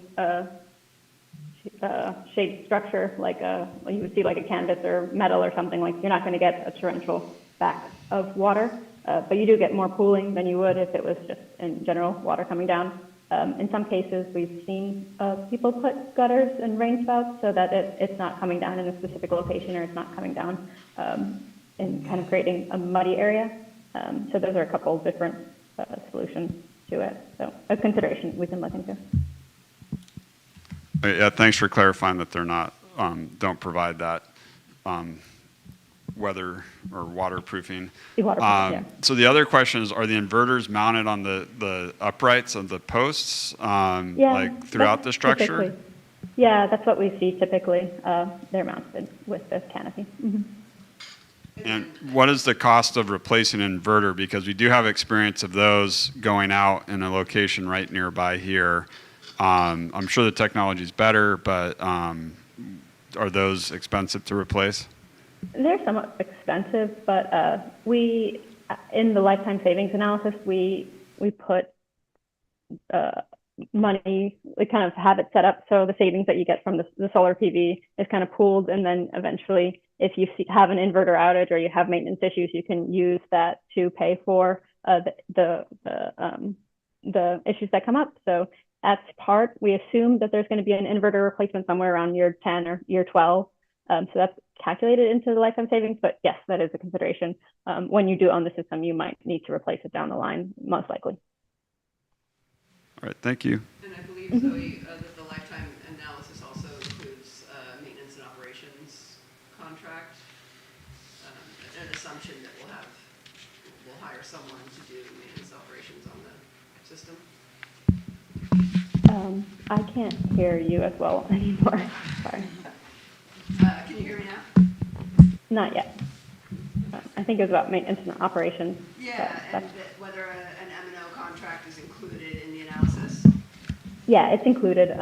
We typically highly advise districts to have some kind of maintenance and operations agreement. Usually you can have the agreement with the contractor that installs the system, and we usually suggest districts to have a performance guarantee. So there's a minimum that the systems would produce over the course of a term. So if we're looking at 3 or 5 years, so they can have a guarantee. So if they don't produce, the system doesn't produce as much energy, then you get a financial payback from the contractor who installed the system. So that's often what we see a lot of school districts look to have, that performance guarantee and operations and maintenance contract.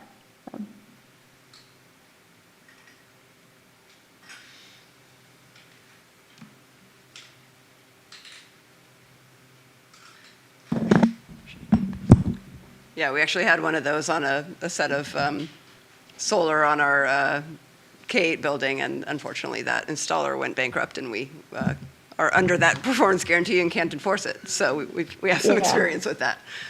Yeah, I think that during that phase, a lot of solar companies went out of business. We really try to find, sometimes you can't control that happening. But we look at financial viability of companies nowadays to see how financially stable they are, how much money they have on hand, cash on hand, the debt ratio. So we look at those kind of things when we're evaluating the vendors that are providing proposals. Gotcha.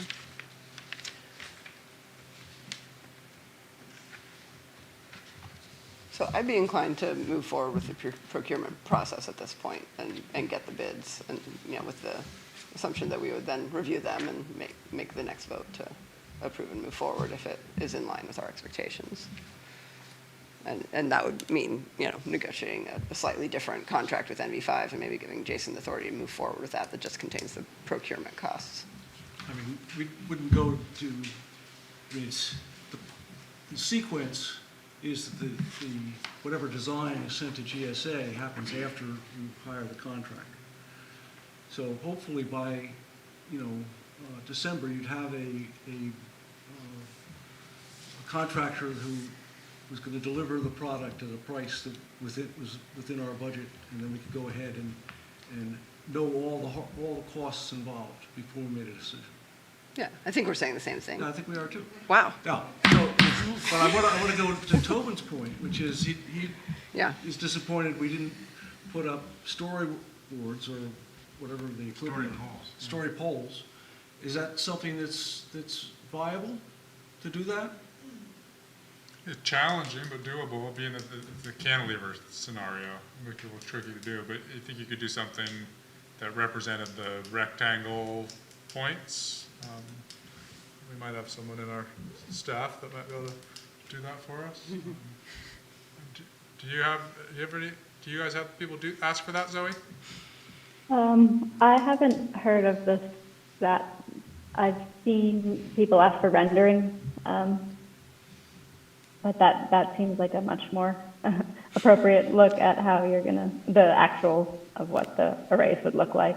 Kind of sketching it out and seeing You what probably it haven't looks installed any in a place as beautiful as this either, like. so, Absolutely not. just saying.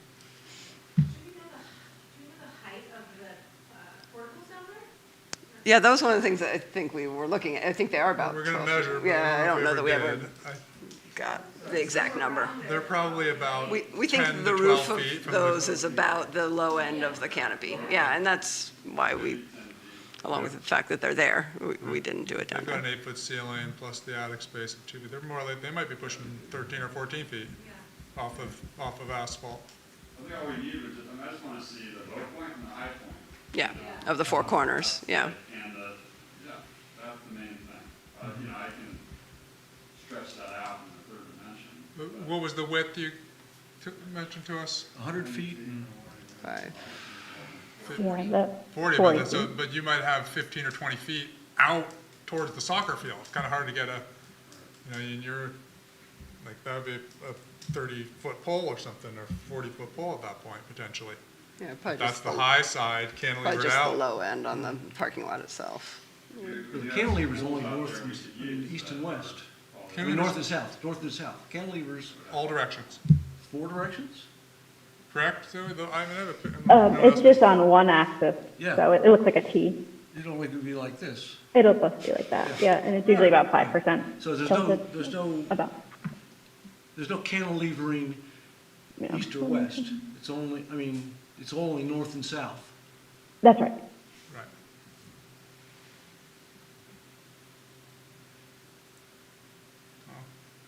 No, I can't show you. I have a picture of an array that I took over in Ukiah, and it's more or less cantilevering everywhere. Was that at the Walball Center? Near there, no, but this is Ukiah's elementary in the north end of town. Oh, okay. Grace, Grace Hudson?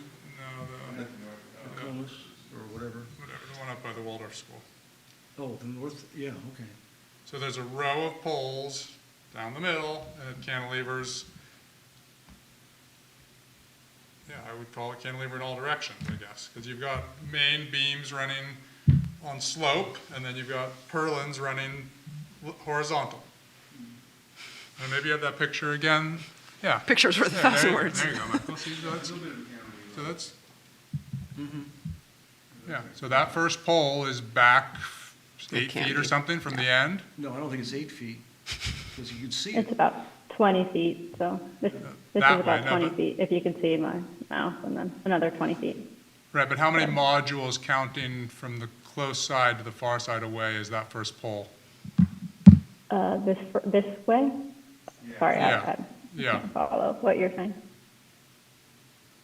Between the pole that's closest to, So the pole that you can like the see there by the barn. car, and then towards us, or towards the viewer, it cantilevers out some, correct?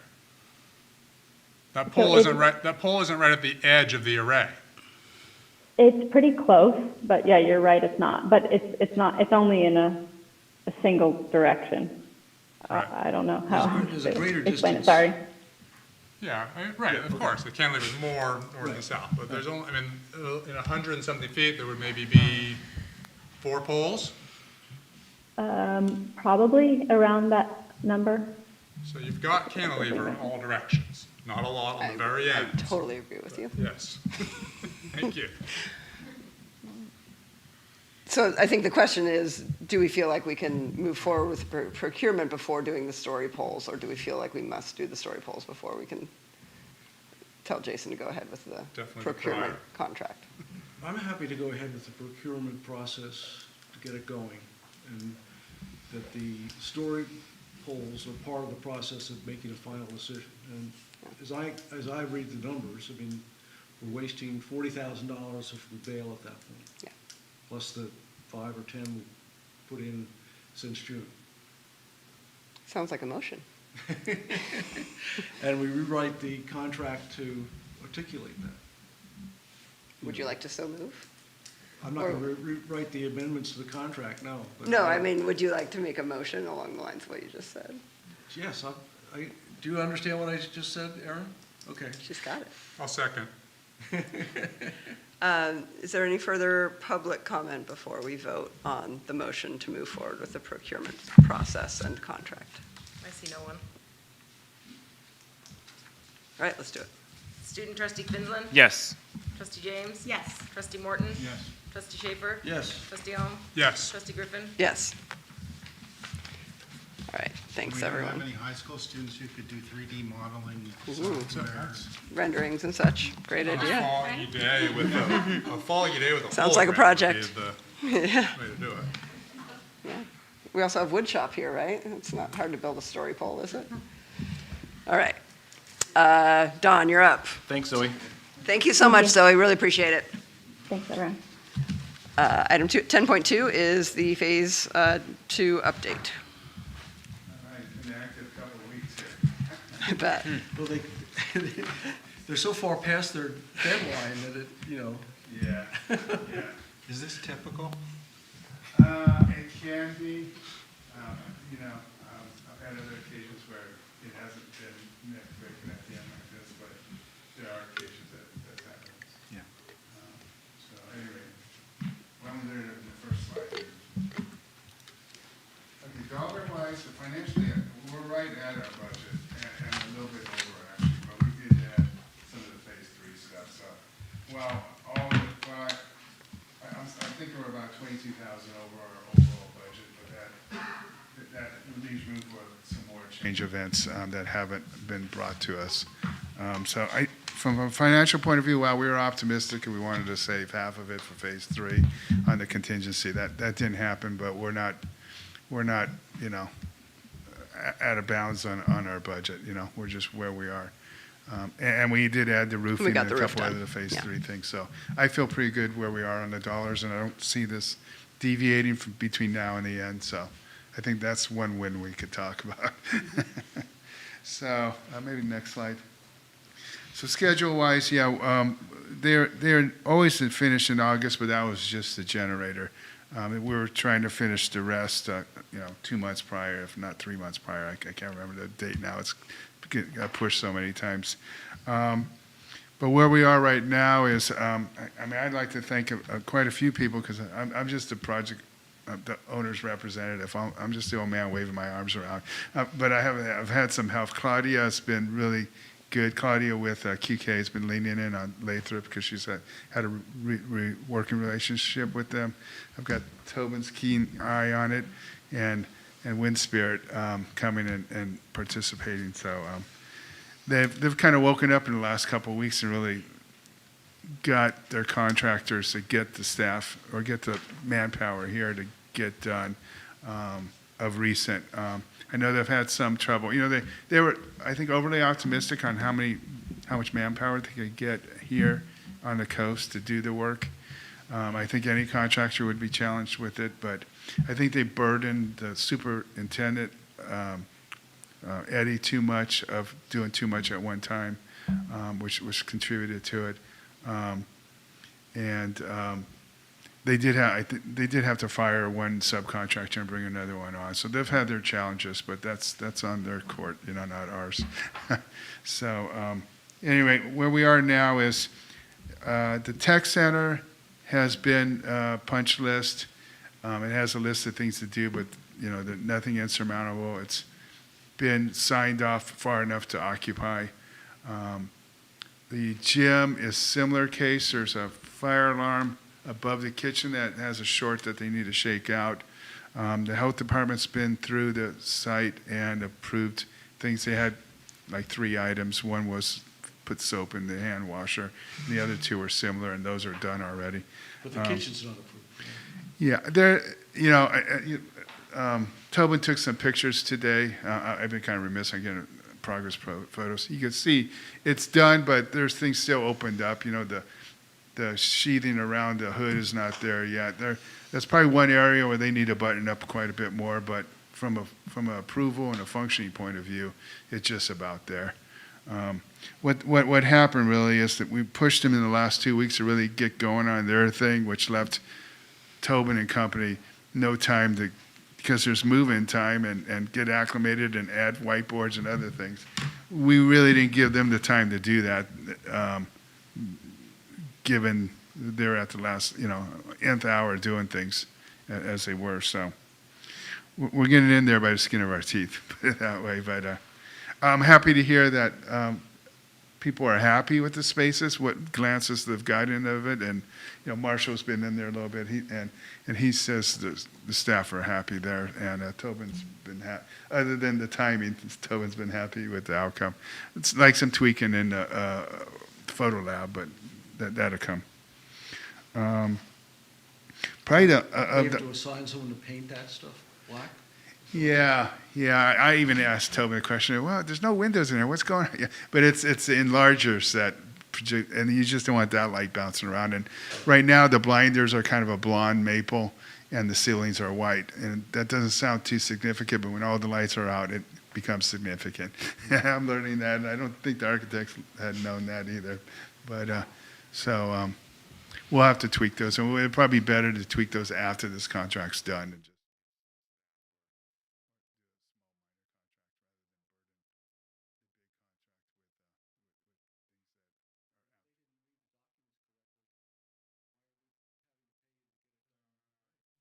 Designed This is poorly. QKA. They built it to specs. Yeah, they built it to spec. I just QKA made No one had this. ever designed a darkroom before, apparently. Yeah. It's not a common object anymore. Yeah, digital labs are a lot more common these days. But yeah, with a lot of conversation, the development tray is really nice. But it took a lot of conversation to get where we are, and it does look nice, or it looks like it's real functional.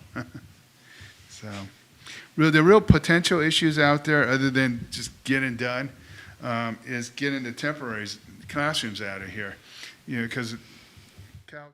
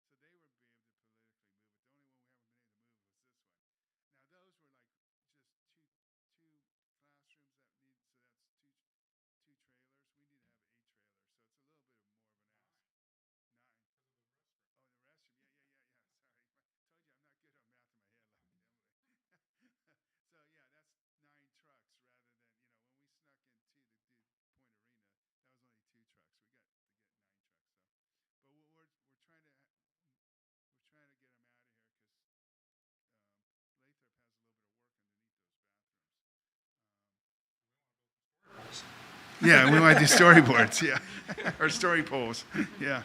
At any rate, we're trying to get rid of them. and then they could finish the parking lot work over there. So, weird things like that's happened on this job, you know. It's like, it's out of our control. Anyway, so the next step's basically the contract, complete the punch list, which has just been generated, and get the generator delivered and installed. Now, I'm not hearing any more delays on delivery of the generator, but I haven't asked for a week or two. So, I think we're on track for the generator. Probably just one, because the enclosure's built. It's just a matter of landing the generator and hooking it up once it arrives. So, other than the next slide, I think is the schedule, where I kind of show where things went wacky, but by the hair of our chinny chin chin, we're making it here maybe 3 days or half a week late. But like I said, that translates to a longer delay because Tobin needs time to get moved in and adjusted and do whatever he's doing. And then the last slide is the change request. Oh, the next one. Or the change request, just a list of what I've been carrying. And if you do the math on here, it's a little less than the 22,000 I have up there because I made a little bit of room for what ifs. But we're coming to an end finally. I think all of us will be happy. So, with that, any questions? When's the expected operational date of the gym? That's a good question. I believe I've been so focused in on the tech center, I don't have it on top of my head. I think another 2 weeks, 3 weeks. I think Austin gave us use of the gymnasium proper, like, effective now. Yeah, we should be able to have practices. Yeah, practices there next are week. now, but Oh, then wasn't culinary and some of the other spaces. Yeah. I think he was shooting for next week, but. Yeah, the only thing that really has to happen in the gym, other than more cleanup and getting materials out, is the two fans. large fans that need to be installed. Okay. So, Thank you. all righty. Okay, well, thank you, and thanks for everybody's support on getting through this. So, all right. Thank you, Don. Oh, my question I ask every time. It looks like 1.1 million left at the end of phase 2? Yeah. Okay. Yeah, I haven't changed that, no. That's All right. The 22 is that error of margin. Yeah, we're there. Okay. So hopefully I'll We're dialed stay in. true another month or two when we're wrapping up finally, you know. Fair enough. Dollar-wise, not finish-wise. Sounds good. Thanks, Don. All right, well, thank you. Appreciate it. All right, on to 10.3, which is phase 3. So these are the various small construction projects with the remaining funds after phase 2. Do you want to take this one a little bit, Winsbert? Or Jason, who's kind of taking it? Yeah. Yeah, so we have Didn't really get the spot. Ruben working on the school bathrooms. He is just about done with one, or I think he's done with one. So we have a fully functioning bathroom. We should have another one done within a week to have them both done. So I think they look great. He's working hard. He's going to move on to the locker rooms next once Lathrop leaves the gym, and then also the rot at the PAC in the exterior window sills. The only other thing that came up in phase 3 is the lighting at the Performing Arts Center. The current lighting, the dimmer went out, and so we had to get a new dimmer, and then when the new dimmer was replaced, it wasn't compatible with the lights that were there. And so I'm being told that only a third of our lights work in the Performing Arts Center. In order to get them all working, we would have to do a complete lighting change out. And it's going to cost, we already spent $23,000 on the dimmer, and Dimmer cost $23,000? the work so far. Brace yourself, Michael. Yeah, And to do the rest of the job, it's an additional $71,000. No, explain to me how the dimmer cost. It's not We just the can't. dimmer. It's not just the dimmer. It's a lot of work going into it, and then replacing the lights that were able to be compatible. I can fill you in, but I don't want to do this in front. I will. We were sound all like shocked with the amount of money lighting costs for the I theater. can try to find the It's invoice amazing. and go through it with you, but the bottom line is that we've spent $23,000, and we are getting a quote for an additional $71,000. We're going to get other bids? We've asked, I don't think there's anyone else who can do that work. We've only got one bid from Fort Bragg Electric. I've not We put know it that out. Fort Bragg Electric is very expensive. We do, but I also know that they do most of the work, the big work around Have here. you tried the contractor who did the electrical for phase 2 here? I mean, there are other people around. I know, I'm getting there. Okay. I'm getting there. Can I get there? We've asked for an itemized bill, but he said that they do it by lot sum, which means that they just do the manufacturers give the whole job. So I asked him, so then he asked me if I wanted to do it based on all of these different fixture type groups, if he acted like he was going to purchase them independently. So I said yes to get these 5 different fixture types. And so he's going to get on that. He hasn't gotten back to me yet, though. This was all a discussion the last couple of days. So I am happy to put it out to bid. I don't think anyone local will do that work, but I am happy to put it out to bid. Or we continue on with a third of the lights working. So that's why we're bringing it up to phase 3. But I am not sure there is anybody else local that is going to do that size of that work. But I can try. I mean, Winsper, you didn't think anybody else did either, right? I agree with Jason, there probably isn't anyone else local. I would love to see if we could find someone else not local that would come here and do it and be more cost competitive. I'm not holding my breath, but I think we could have Jason possibly reach out to Mark at QKA and see if they could recommend anyone that we could reach out to, because I don't think we need a general, we just need a lighting contractor. But as you were just saying before this, even just with something as kind of straightforward as roofing, you've been shocked by the cost. But I also know that you can go from one to another and say half the amount of money that the first bid is. Indeed. You have to say, no, that's too much, and go on. Right. I'm happy to direct Jason to do a little more research and see what we can come up with. And he still may come back to us and say, yeah, these guys said they do it, and they're going to be $120,000. And then we're getting, and part of it may be that Fort Bragg Electric has put in some time to understand the issue and come up with a solution to the issue, and there may not be other contractors wanting to spend the time to do that, but I mean, I guess we could ask. Yeah, it's a little bit tangled because they started with what we thought was a much simpler issue, and sort of got their foot in the door, I guess, and got tangled up in it, and all of a sudden we got this mess, this quite large number.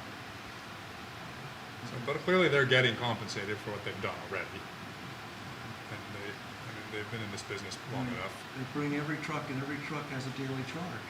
Indeed. Every employee has their own truck. Yeah. Have you been able to look into the damage on the windward side of the comm school in terms of how you're going to approach that? I think it's clear that that's beyond the skill set of our in-house. Oh, yeah, right. And that's, I think, as far as we've gotten on that one. So what else is on the list? The locker room? Locker rooms, the PAC, rot repairs. we're going to do some painting on the exterior of the comm school on the front side.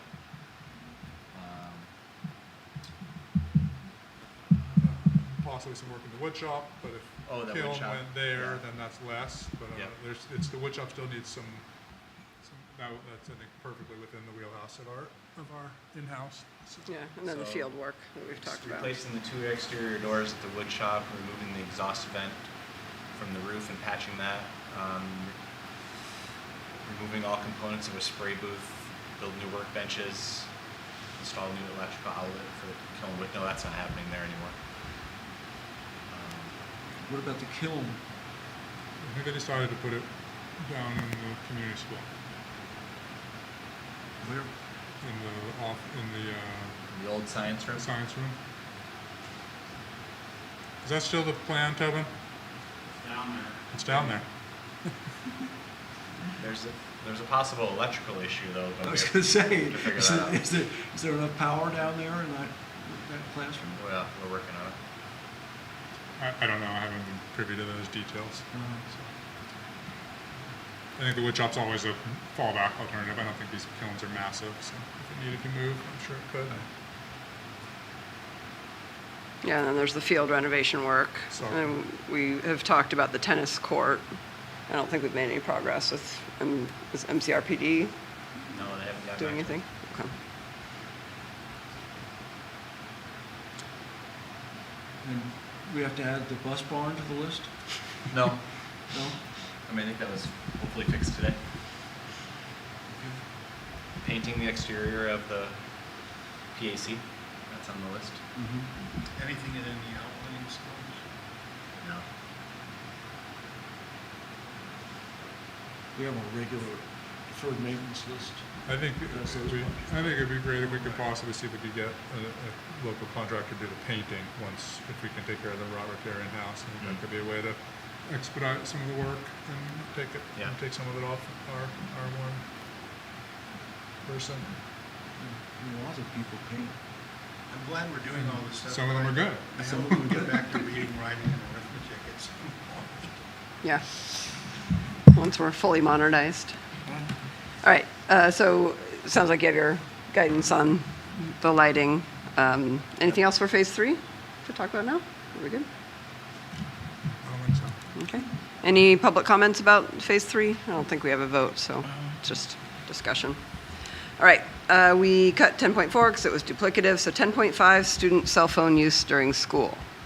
Winspear, I think you requested we put this on the agenda, so you want to Sure. go ahead. I know we talked about this some years ago. I think just 3 of us were on the board at the time, and we didn't go anywhere with it. So I know at that time I was a proponent of limited use. So I'm assuming I was a minority, but it's been in the presses since then a lot, and my feelings haven't changed. I've got a few things. LA Unified, as I'm sure some of you know, has, well, they've moved to remove them, but they've given till the end of the year. Well, just locally, Anderson Valley did it last year. Anderson Valley, They were Newsom wrote a letter in support of it. There was already legislation a few years ago, and then there's another bill working its way through the state legislature that will mandate it if it passes. I'm interested to hear all of your opinions, and I have a question about Yeah. some of the bills in the other schools. Are they banning them all day, or are they then giving them back at lunch, or are they, because I know that, I think they banned just classroom use. just classroom use. the one that's already in place, Some of them are in pouches, some of them are in lockers, some But the Hey, actual some of them is in bill class. did not say, the Various. bill said to give them, they were gonna give them the one that's back. already in, AB It was just the 272, classroom. reads partially, existing law authorizes the governing board of a school district or its designee to regulate the possession or use of any electronic signaling device that operates through the transmission or receipt of radio waves, including but not limited to paging and signaling equipment by pupils of the school district while the pupils are on campus, attending school-sponsored activities, or under the supervision or control of school district employees. It goes Just on. gives schools authority Gives- to yeah, regulate Exactly. use. I think that, these work best when the parents and the students and the staff are all on the same page. If you set something up as prohibition, certain kids, not all kids, but a certain number of kids will work to get around it. I mean, I think in LA, they found, people putting a junk phone or just the phone cover into these designated slots and still have a working phone in their pocket. Or a watch. Is this suggesting that you would actually have to turn your phone into like the office or like at the beginning of school? Is that Or phone they're swap? different places, they have little, lockers for each student. You put your phone in and then the whole thing is locked up and everybody is, they collect them at the end of class, or you could do it at the end? That's not typically how it works. Typically, schools use these pouches that. Pouches the same thing. That students carry them with them, though, and they are only unlocked through a magnetic device. So the staff is not controlling cell phones. We don't collect cell phones. It's the students keep them with them, but they're locked, and then they have to go through a magnetic device. Locked in a pouch?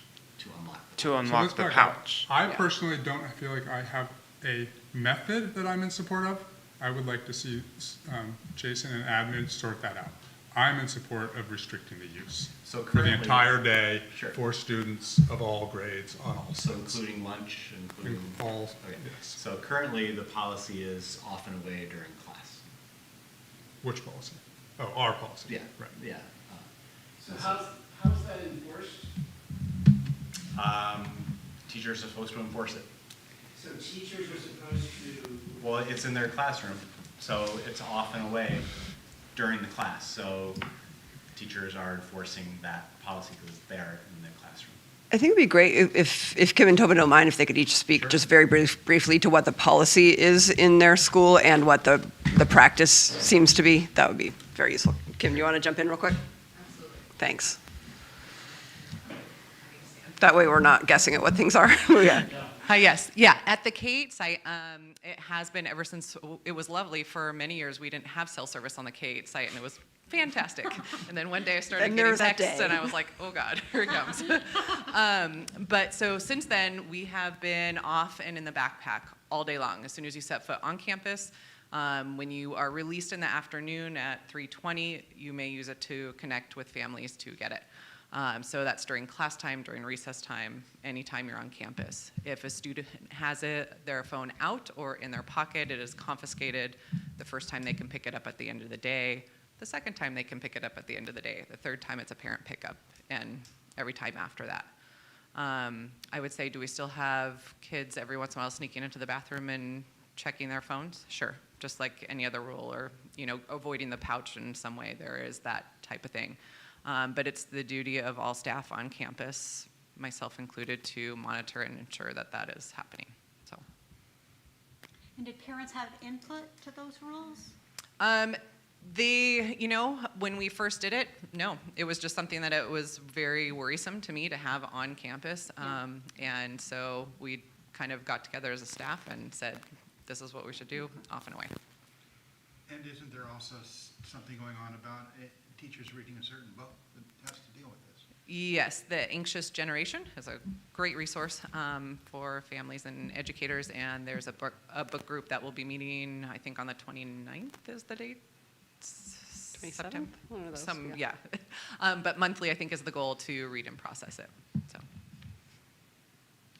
You're right, the 29th. And I also think that this is there's a timeline for this, which is that schools all over the country are trying things, and we're going to learn things from other schools where they make mistakes or find good solutions over time. Yeah. Tobin, would you mind speaking briefly? Because I think it feels like to me it's very different at the high school.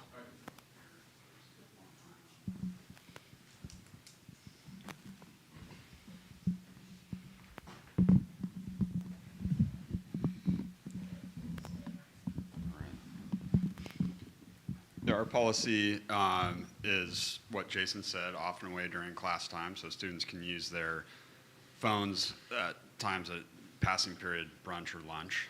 We do have an open campus, so there's, that's something to consider. We did that initially. We always sort of had that policy, but a couple years ago, what changed was our commitment to that policy. So it's only a policy if you enforce it. And that's not going to change with pouches or anything like that. Someone still has to enforce it, which is going to ultimately be a teacher in a classroom. So, instituting a ban is not necessarily going to make everyone's life easier. People are going to still have to enforce it. So we have very similar consequences. If a teacher sees it out, they take it, put it in the office, kid gets it at the end of the day, happens again, it's parent pickup. we're gonna try. We had the same policy of parent pickup sort of from there on out, but we're gonna try a sort of new approach where if it's a multiple offender of that policy, that we would have a check-in at the beginning of the day for a determined amount of time. So, you know, and the policy is, it's up to the teacher. The reason we did this was to prevent distractions in the classroom. You know, there's the whole issues brought up in the anxious generation about other effects of having a device and digital media. But our primary goal and our primary objective is education, and it was a classroom management issue. And we feel like, you know we haven't eliminated cell phone use. People use them during the school day, but we do feel like we have greatly reduced that distraction. We're never going to eliminate a distraction of behaviors. We can minimize them and reduce them, but it's pretty hard to eliminate. Do you get frequent confiscation? Is it a daily event? Is it It is pretty far down the list of, you know, I think a one-off thing. We look at it more like a chronic device use or defiance, which is pretty rare. It used to be, before we kind of doubled down as a staff and decided we were going to do this, that you would battle, and that's why the staff didn't want to do it, but you would battle with the kid and they would not give up your phone. Now it's pretty, you know, it's okay, and they give you the phone, you know. Wouldn't you say, Canute? Yeah. Yeah. It didn't used to be that way, so that's a change. So for us, if you are a teacher that doesn't want cell phones being a distraction overtly, you know, of course you could have a watch that's buzzing you and distracting you and doing all that. And you lay that policy out and you stick to it, you can make that change. It's totally doable. It comes down to the teacher. So, I mean, when the pouches, I talked to Yonder and actually had somewhere in my possession a pouch and a magnet.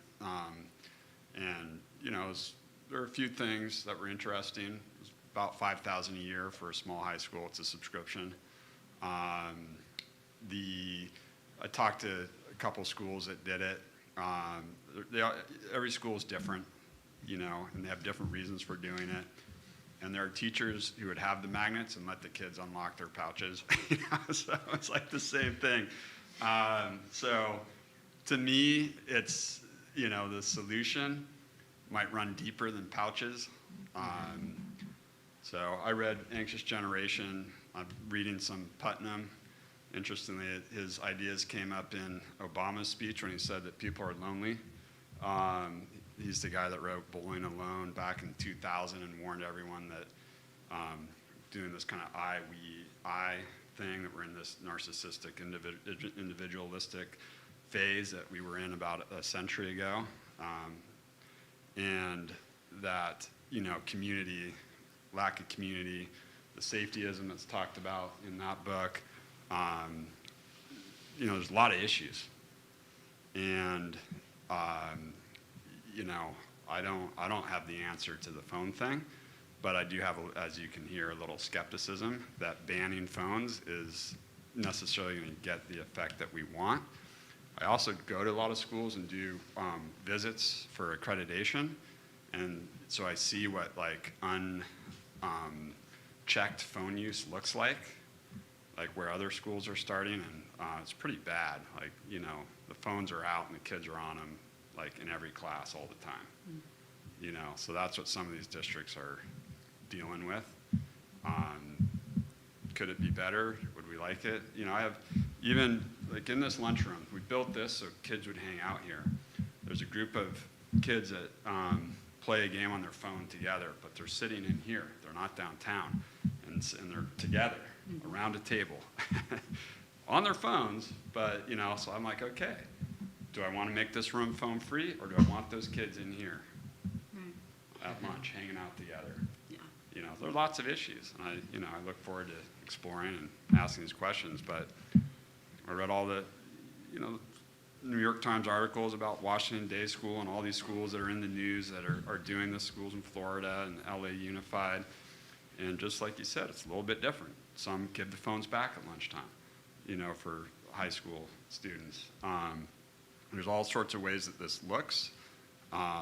So just saying banning phones is very simplistic, and I think we need to get a little deeper into that and think about it a little bit more. And from the reading that I have done, I see the phones and digital media as the end result of this progression that's been going on since the 60s, basically. And it's the logical end result of isolation. And so a lot of what we've, try to do here is create community and places where kids can hang out. So I would hope that we don't just ban things, but that we also look at how do we actively counteract the forces that are much deeper than the last 10 years of cell phone use. And what does that look like? In the 1890s, the country looked a lot like it does now. And that's why we got the Boy Scouts and the Boys Club of America, was to counteract these misfit youths that were up to no good. That's why you got prohibition. And, prohibition, banning, we know how that went. So there might have been an overreaction. I'm not saying that banning phones is an overreaction.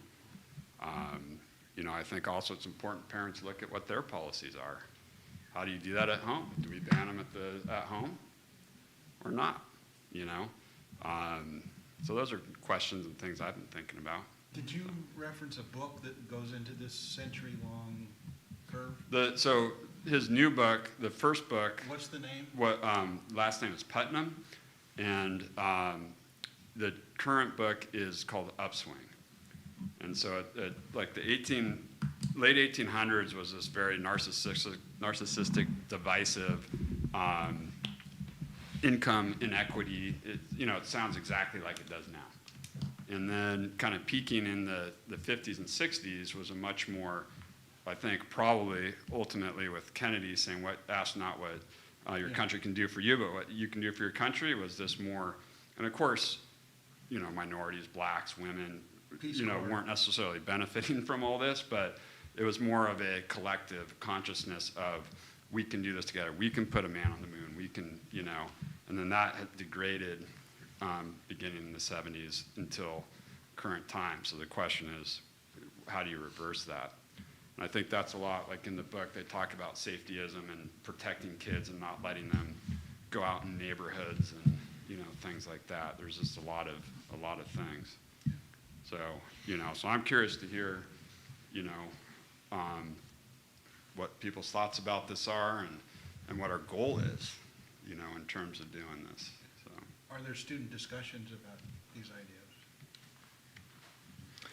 ideas? Yeah, from the student perspective, I'd say that it's definitely about, it's not about minimizing the phone use, it's about maximizing the education while we're in this facility. And I think that when phone use comes into the classroom, me personally, I know as a young guy that I can't limit my phone use. I definitely would be using in the classroom if there wasn't that phone ban. But I think that it is good that we are able to use it at lunch and those times in between, because people are interested in checking their phones, and that's not affecting their education at this school. I think it's basically, we have to think about it as, is it going to affect their education? And if they're using it in class and it's affecting their education, yeah, they shouldn't use it in class. But I don't think that overruling would go into lunchtime and break time and stuff like that, because I think we definitely need to consider what Tobin was saying, which people would just leave. They wouldn't, like, if they're not in here on their phones or whatever, having this communal space, they'll just go into town. So I think that's definitely something to consider. Have them. Yeah. But if they couldn't have them at all, they might stay here and do something else. I don't think so. I'm curious, and I don't want to ask you to be a narc, Canute, but I'm asking you to be a narc. How often you think kids do use their phones in class? Because that's my primary concern, and then my secondary concern is sort of passing periods, lunch, recess. I don't really think it's a problem of phone use in the classroom because of that policy and because people can use it between classes. I think that's set up in a way that people can have that self-control the last one class period. But there's definitely like people playing games on their Chromebooks. Like that's a much larger problem than any phone issue at this school. Okay. Yeah, I mean, my anecdotal experience personally is that, you know, I text my players sometimes and they respond to me immediately while probably in class, and so I've stopped texting them during the school day because I realize they're... I learned that, but I expected their phone to be off and away and for them to see my text at the end of the school day or at lunch, and instead I was getting immediate texts back, which tells me that they are not off and away. So that's my personal anecdotal experience. I'm interested if there are people, in the, you know, parents or other community members who would like to speak to this issue as well. I'm just wondering, do you think that it affects, you said, so you're not on your phone during class, but it's nice to check it and use it for educational purposes. Do you think that's affecting you socially, though, in between classes? In between classes? Or even at lunch, or when you're allowed to have your phone? I don't think that particularly would affect someone socially. Is it affecting you? Like, No. Are you more engaged? Like, you get to have your phone. Me personally, no. And if there's people around you and you have your phone, I just feel like I see students always standing next to each other doing this. And that to me is a sign of socially you guys aren't engaging with what's right in front of you because you are finally allowed to have this. That I understand educationally you can logically go into this place, but more emotionally, like the emotional well-being of humans. I'm just wondering how you feel that's affecting you and your peers. So for me, I try to like engage with that time in between and not look at my phone. But I definitely say that for some of my peers, that definitely is a factor. I'd say that it's not like critical to reducing someone's like social well-being within that space at school. I think that would be more in play with after school if they're looking at their phone rather than maybe hang out with a friend like it was in earlier generations where that was the method of communication. You'd actually hang out with someone in that in-between. But I don't think it's affecting people fundamentally at school. Yeah, me. I have a question for principals and Newt. Is there any sense of the quantity of online bullying? Is it going up, down, staying the same?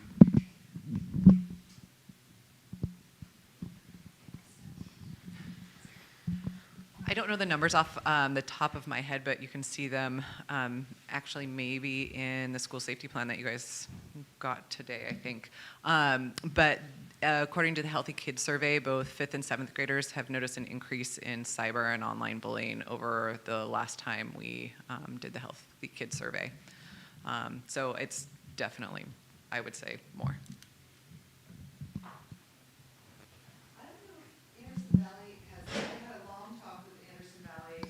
Implemented the system there. I don't know if they have an open, do they have an open lunch, Tobin? No. They said, I mean, it was really interesting to hear their story. They did the pouches. They said it took about 30 days before, and to normalize things, but they were really struck by how much less bullying there was going on. There, like feedback from parents, and some of this was in the middle school years that they were particularly talking about that. But they were just, they could not believe how much more interactive, and even with the rules of put it away. I think they had that rule too there at Anderson Valley. But they said the kids were just so much more engaged with each other. It was just like less distracted, more engaged, less bullying. I mean, they just had a lot of, positive effect from, they did it from K through 12, and I do think it's really different issues at different years. I mean, I personally think that from K through, I know that there's cell phone use rampant at the K right now. Like, my son tells me, I've seen it, all the kids I know tell me they're in the bathroom, they're doing this, the girls are doing this, they're sending messages. I just think that should be like a ban. Like, there's not a question in my mind. High school, I think it's really different. I think it is different, and I don't know, I'm not convinced why, but I just think, there's a lot more nuances, there's a lot like Tobin spoke to. But that's just my take on it. It should not be an issue at all. I have a question for Kim. My understanding is that you do not allow cell phone use during lunches at your school, right? So how did you arrive at that determination? So we, as I said, I don't know if you were here from the very beginning when I spoke about it. So for a number of years, for the longest time, we didn't have cell service. There wasn't a cell tower. There was something blocking the cell service on the K campus. And when we did end up getting it, we kind of met as a staff. I had some discussions with other administrators, and I decided at that point that our school rule would be off and away while on campus the whole entire time. Hearing some of the stories that some of the other districts were dealing with or some other schools were dealing with, it just seemed like something that we didn't need. There were some major issues happening and concerns happening, and that it's not something that kids who already are going through a very tenuous time need to add fuel to the fire in that way. Have you ever had any regrets? Do you feel like No. you're missing out on something? No. I feel no. I would say I get petitioned probably once every 3 years, 4 years for kind of lifting the no cell phone at school. And once I have discussions with the kids and like present what are my concerns about it, they're like, oh yeah, you're right. That would be happening. And so it's, Petition is from the kids. Yeah. Oh, totally. No, the kids. No, I don't think I've ever had parents directly approach me. I'm trying to think back. It's been 12 years, so I don't know. But about, hey, we want the kids to be able to use cell phones on campus. I don't think that's ever been a thing. I do have parents who call and text their kids during the school day, and so they're not directly saying that, but indirectly saying, I expect my kid to be able to use their phone at school, which is interesting. So. The other thing I would say to the bullying stuff, the majority of online bullying situations that come to me happen in the middle of the night. I mean, it is between midnight and 4 a.m., not during the school day when I have screenshots of those. It's really kind of at night, at home, the majority of them. Yes, it does happen occasionally during the school day. I'm not saying it doesn't happen at all, but yeah, it is the majority. I'm like, what are you doing up at 3:22 a.m. and on your phone? Yeah.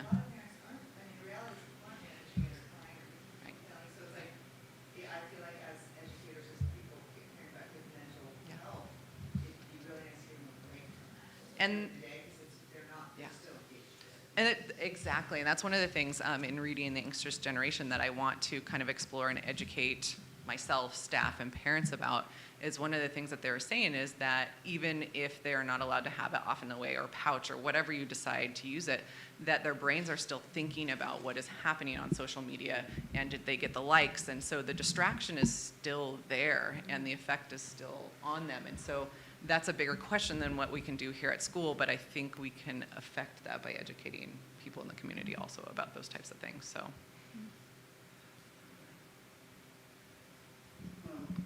My question for Tobin. Have you taken a poll of your teachers? Sorry. Have you taken a poll from your teachers as to what policy they would want the school to have about this stuff? It sounds, unless I misheard, it sounds like it's kind of a teacher by teacher policy, right? The teachers kind of decide. Did I misinterpret that?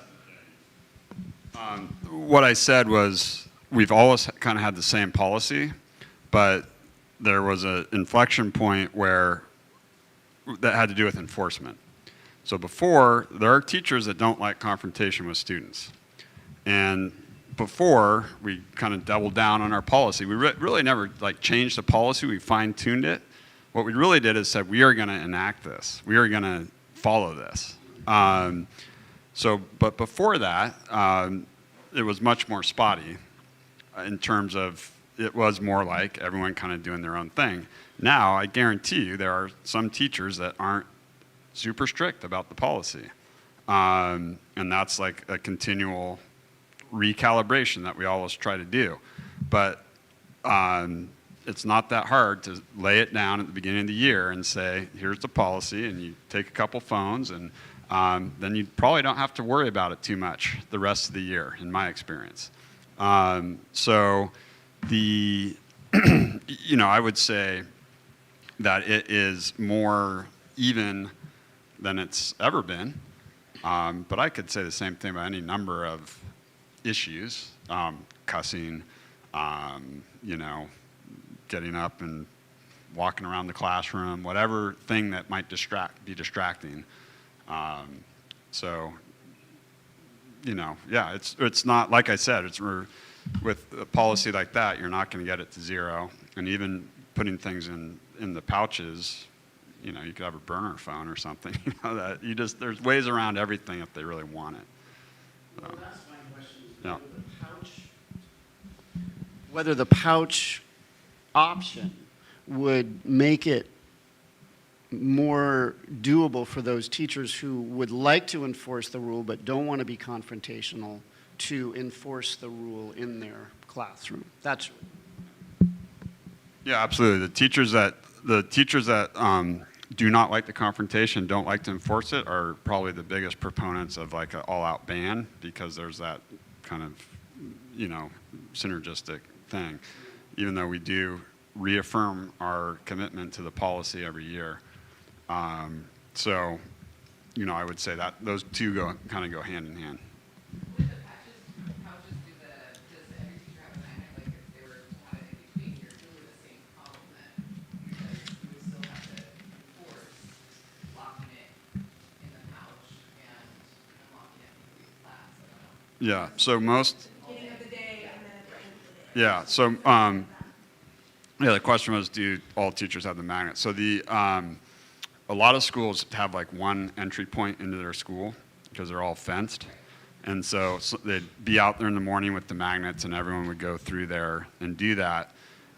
Some schools would give it to the teachers, or if they had, kids could use their phones at lunch, then the teachers might have the magnets.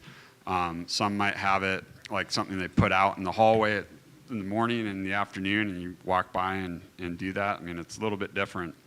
One of the schools I talked to up in Portland was a community school, like a true like community day school where kids kind of came and went.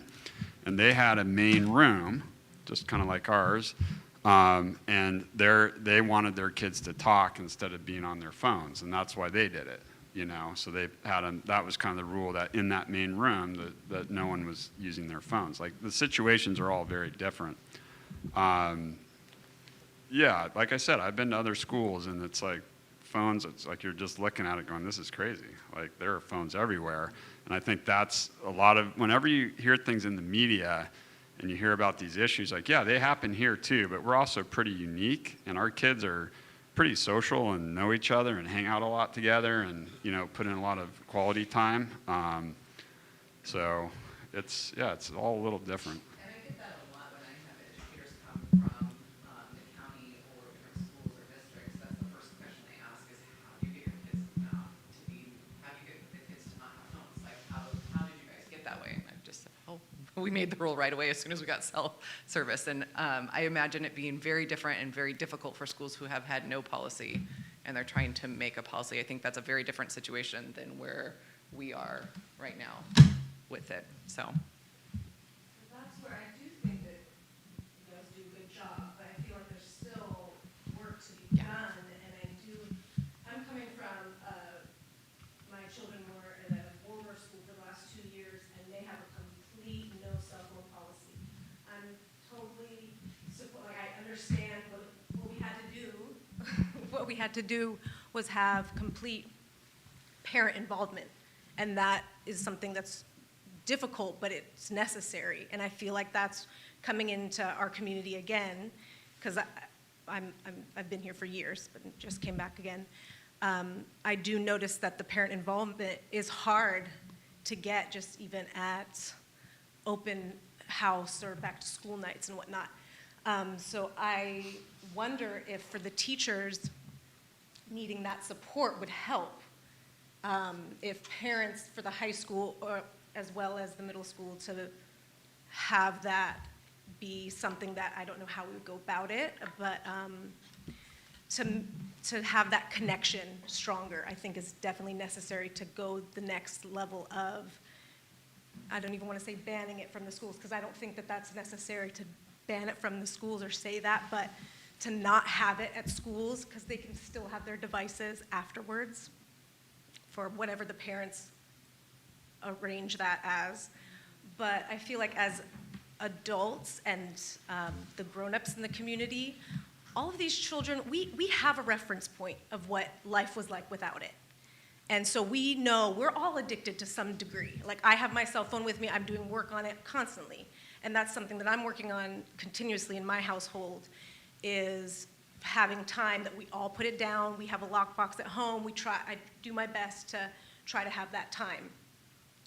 But what I've noticed is my husband and I, all of us, we have a reference point of what it felt like before, and our kids don't. And so it's up to us to create this space for them to know what that feels like, to disconnect from this device, to have engagements, to look at each other in the eyes, to be forced to be bored, and to have a conversation with, oh, some other kids on the other side of the classroom, let's see what they're doing on their notebook. Maybe we could go back to basics in a lot of ways. So that's where I feel like, I don't want to say a ban, but I'm all for 100% no cell phones at any school, even the high school, during lunch, because I've seen the difference of what it does to children that are raised without having that in their environment at school. A lot more engaging, a lot more eye contact, a lot more basic communication skills, and community development happens in that way. So as much as I know it's a tool, and it's a beautiful tool that we can do a lot with, there's a lot of negativity that comes with it that we still don't know the ramifications of that. And so I feel like instead of treating our kids as guinea pigs and let's just wait and see, it might be very difficult to do this at first, and it might be chaotic for a couple months, but in my opinion, I feel like that would be worth it, to get something in place now that we can just start moving forward for the next generations of kids that are coming through the schools, and having this space free of that so they don't have to worry about it, and they can actually focus on their education rather than how many likes do I have today, or what does so-and-so say about me. That's very clear to me.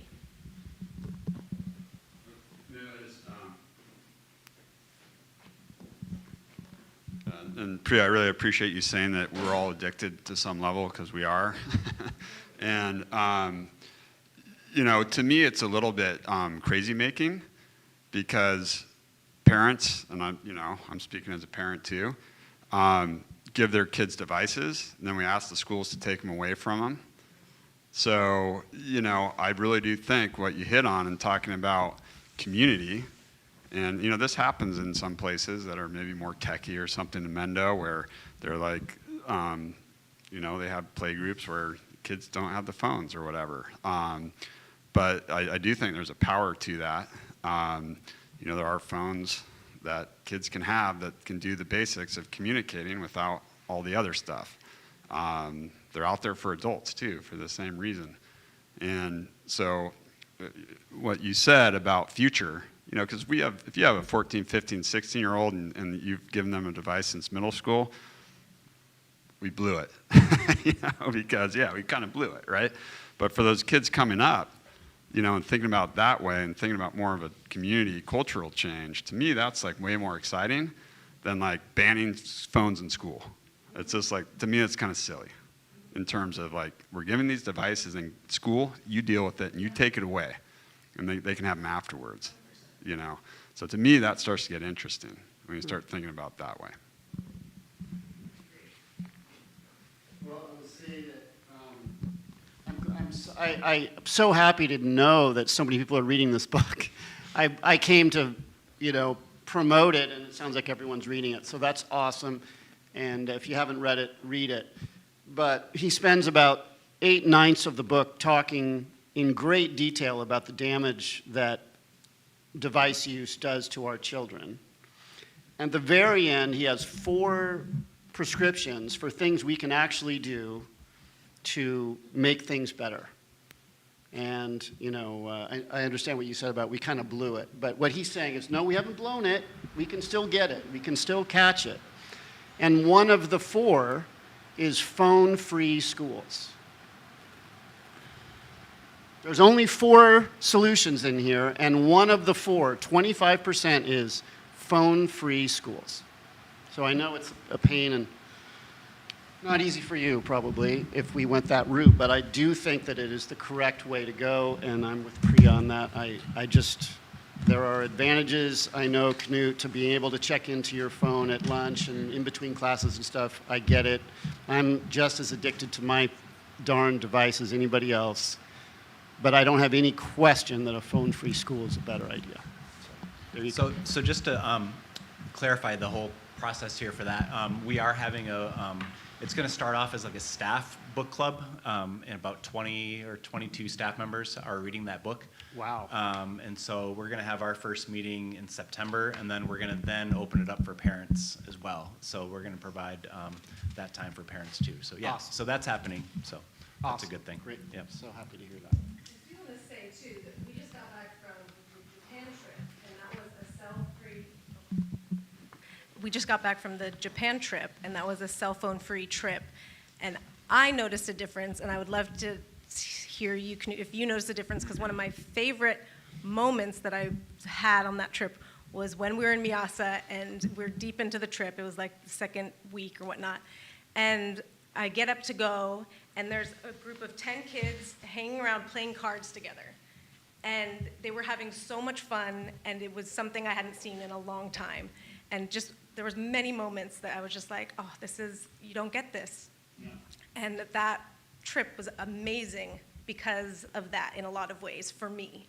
Mm-hmm. So I don't know how it was for anyone else, but I definitely noticed a difference of just the communication and engagement in all of us, and how we bonded differently, and how we were forced to be present with one another. And I just have to say that there was this quote that I actually read the other day. It was Johann Hari, who's a writer, and he wrote that the opposite of addiction is actually human connection. And I thought that was so beautiful for something that, because I use the word addicted a lot with my kids, they hate it. I'm like, we're addicted to our phones, they hate it, but we are. And when I heard that quote, it made so much sense, because it was like, yeah, what feeds us is the human contact, and that's what takes away the addiction. And so that quote felt really good once I read it. It's really nice. Anyone else wants to say anything? Yeah, I can speak on that since, of course, I went on that trip. I think it was definitely interesting to see that. It is an interesting thought to think about school be a phone-free place, because there definitely is this, even if people aren't on their phones, there's definitely like they're thinking about their phones, they're thinking about what messages are going through, and like in those Japan days where you just don't have it, you can't even think about that till afterwards, because you're just not going to be able to think about it. So it definitely is something to think about in that way. Yeah.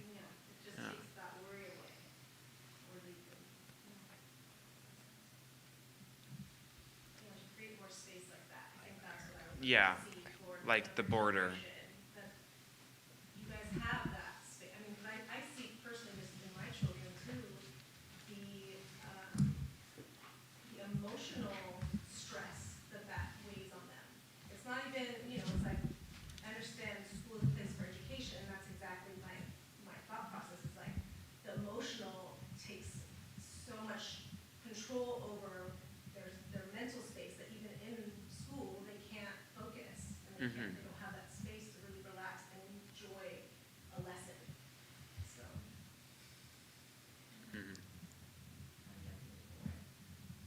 It sounds like we have one parent comment that was sent in to Jason. Yeah, it's kind of a little, I was asked to read this comment. So as a mother of 2 at the high school, I support Windspear motion for an immediate full ban of cell phones at Mendocino High School. That's from Jennifer Garofalo. I didn't get the motion yet. Just doing my job.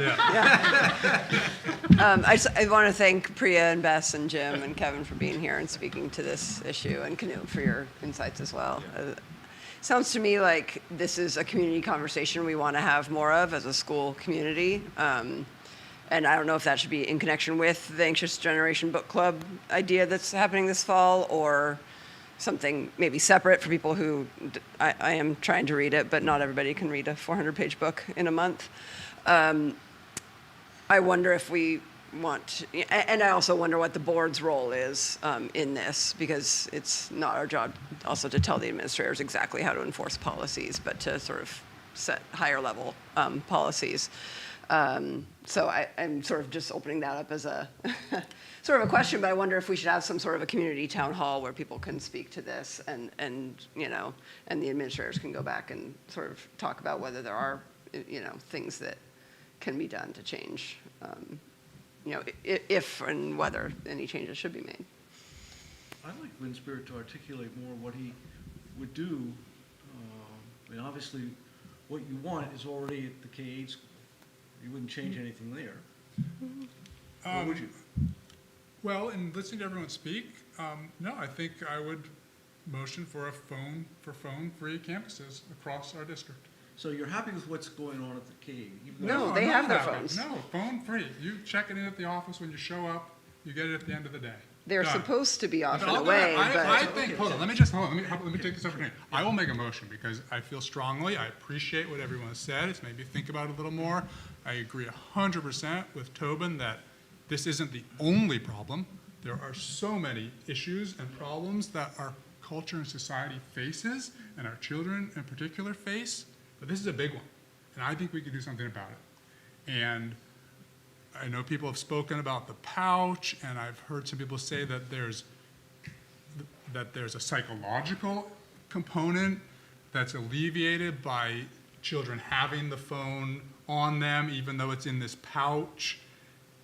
And for a moment, I thought, okay, maybe that makes sense. But that's just kind of enabling, I think. We have an opportunity, I believe, to lead and change something important. And so I will motion that we, notwithstanding the rules that we have to allow in AB 272, which has a few exceptions, that all MUSD sites moving forward are phone and any other wirelessly connected device free. So does that apply to staff too? No, students. Students, okay.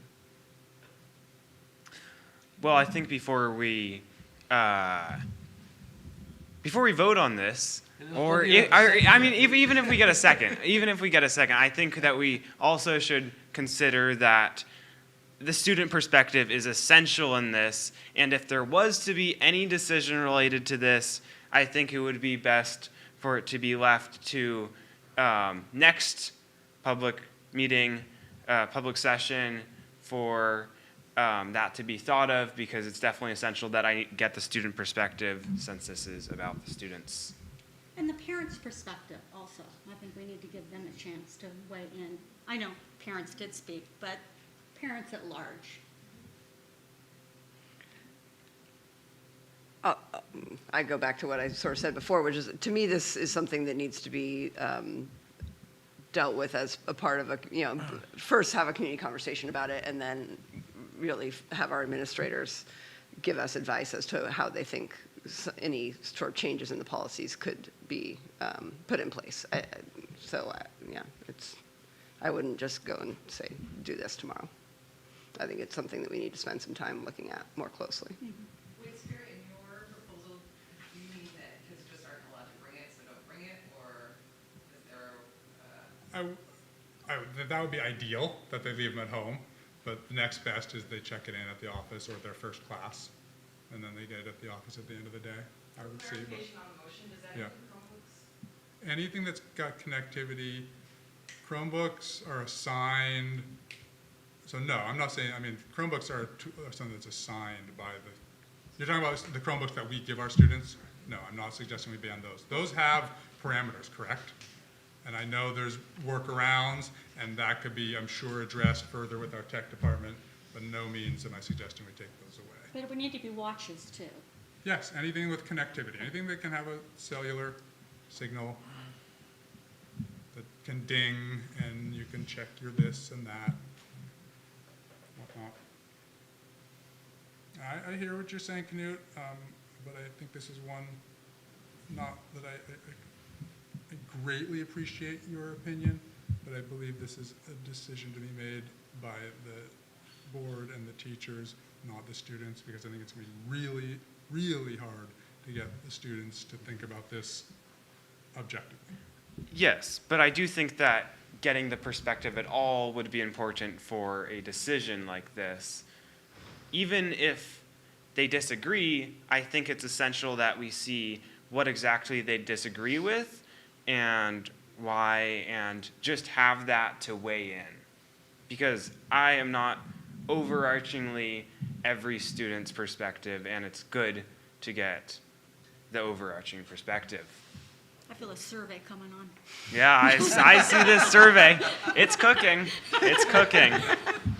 I agree with Knut, but I come at this from a little bit different perspective. I was a technology teacher, a technology pusher in this district for 30 years. And I had a much more optimistic view of the whole deal 15 years ago than I do now. And I, like everybody else, uses texting and all that stuff a lot. And I see what it can do positively, and I see what it can do negatively. And I do feel like this nation has taken a wrong turn, partly because of Twitter and X, and the ugliness in our politics is astounding to me. I'll get political for just a second here. It's not Donald Trump.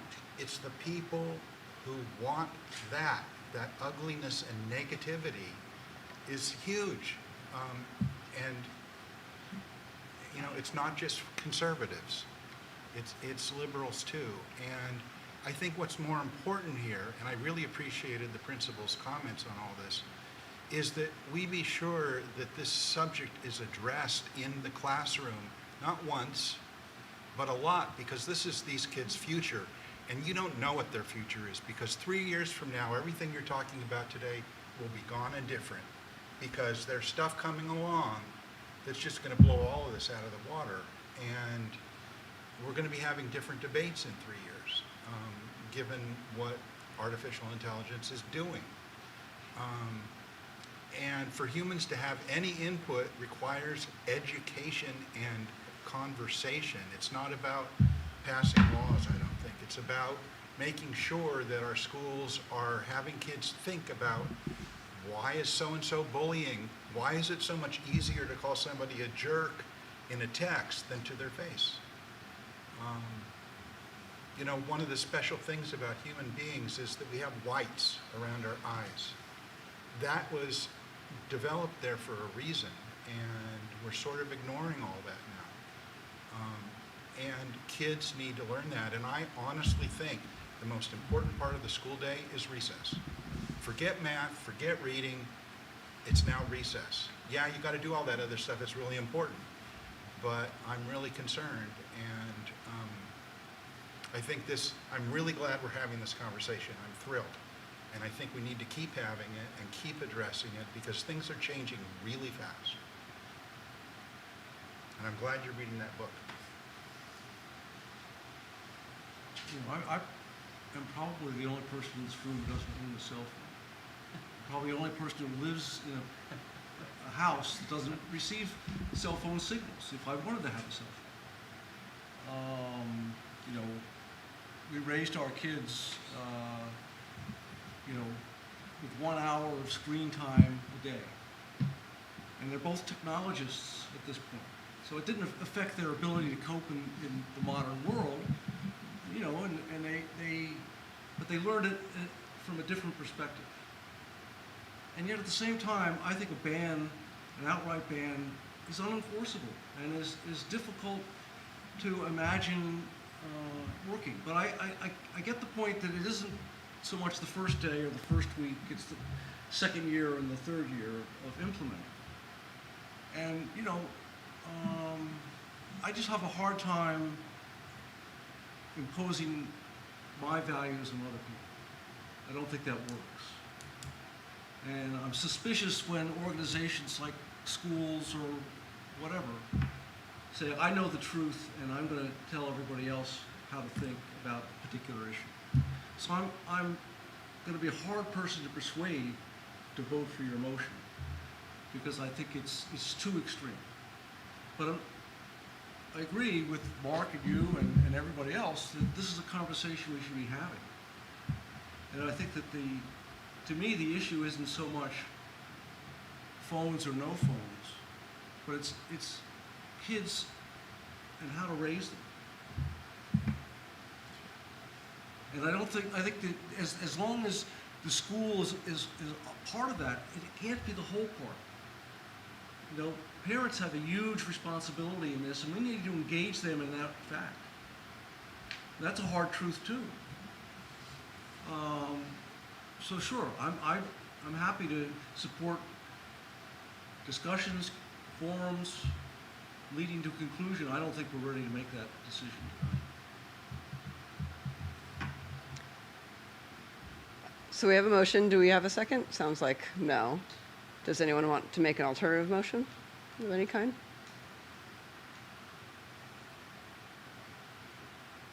I just think we should continue this conversation. It's important to have a lot of it. It sounds like the district is. That makes me happy. Yeah, I personally think I don't know what I think quite yet, but my main thoughts after hearing from Kim and Tobin tonight and everybody else and the parents is, to some extent, we need to focus more on enforcement necessarily than policy. I mean, there's places where we could disagree about should the ban be in the classroom only at the high school or the entire school day or only allow them at lunch. Like, I could see different ways of doing that. But I think the harder part is, you know, whether there were I mean, what's happening in the K-8 is already essentially a complete ban, but kids get around it by sneaking their phones to the bathroom. That would happen with the ban. I think the Wind Spirit proposed as well. It's the same issue of enforcement, not what the policy is. So anyway, that's just to say that I think we need to keep talking about it and see what we want to do and what we are able to do.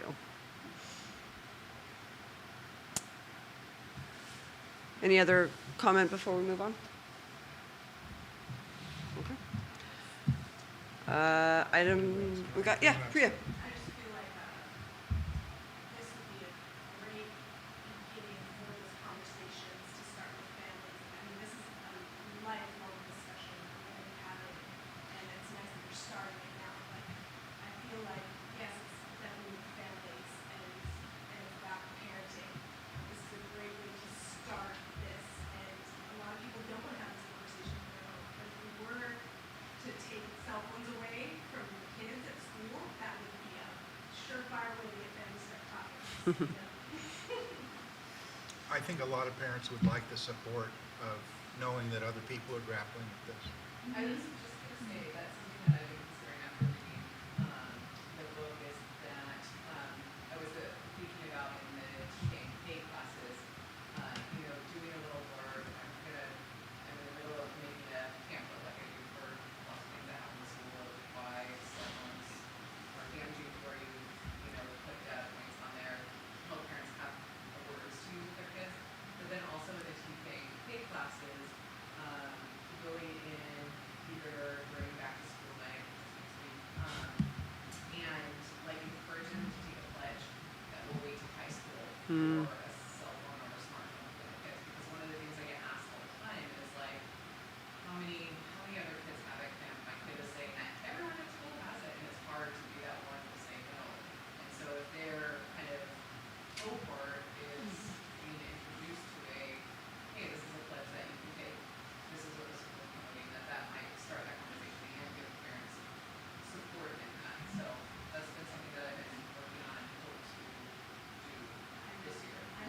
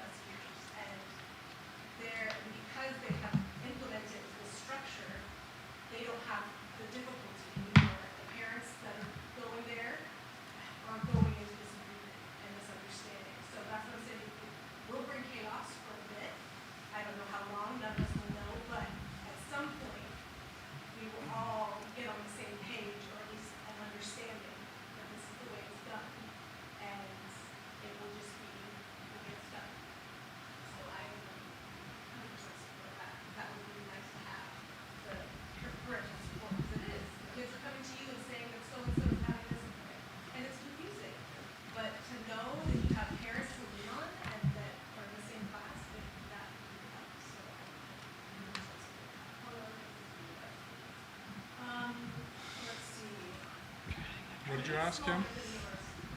What did you ask? How large was the school? Because one of my concerns with is taking their phones is a huge concern of mine, but where do we store them? Is there liability for the district? How does that work in time management if we're spending an hour in taking phones? That's educational time that we're losing. And so that's For the middle school, no phones allowed at school. You just didn't bring it. You just didn't bring it. Parents weren't supposed to let their kids bring it. Some kids would bring it, and then the teachers would take it, Right. leave it in the office, and the parent had to pick it up at the end of the day. So that's how it worked there. So it made it a lot cleaner and easier, that it's not on the teachers as much as the parents have to also take responsibility of that as well. So. And I would say, I don't know, I don't have as bad in recent years of a teacher issue. They, self-monitor each other. If you or somebody else's cell phone in your class, you're called on it pretty immediately.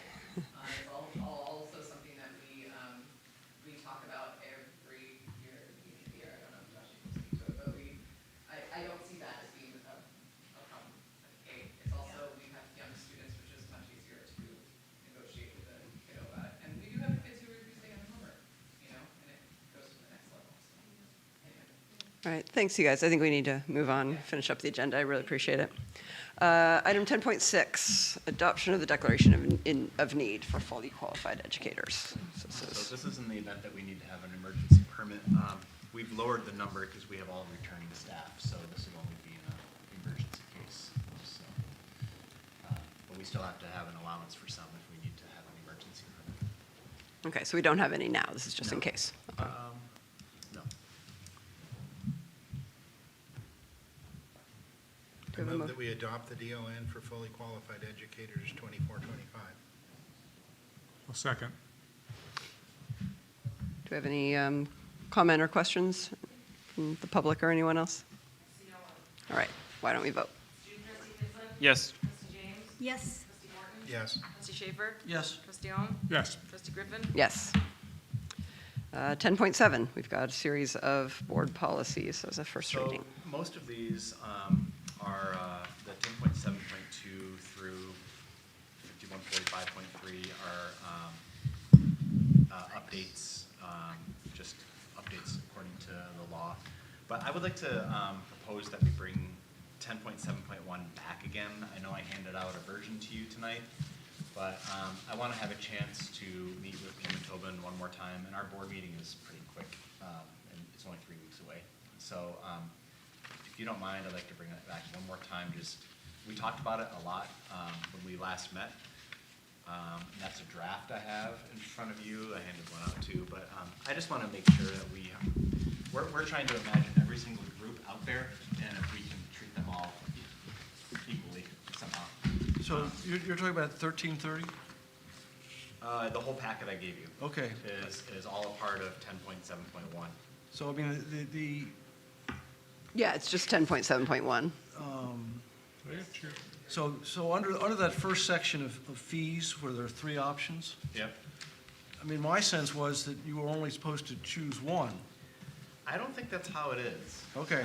Because, and that's something I want to talk about, and that's something I want to learn about. I might even call on the our legal counsel, because I don't think that just choosing one of them covers it all.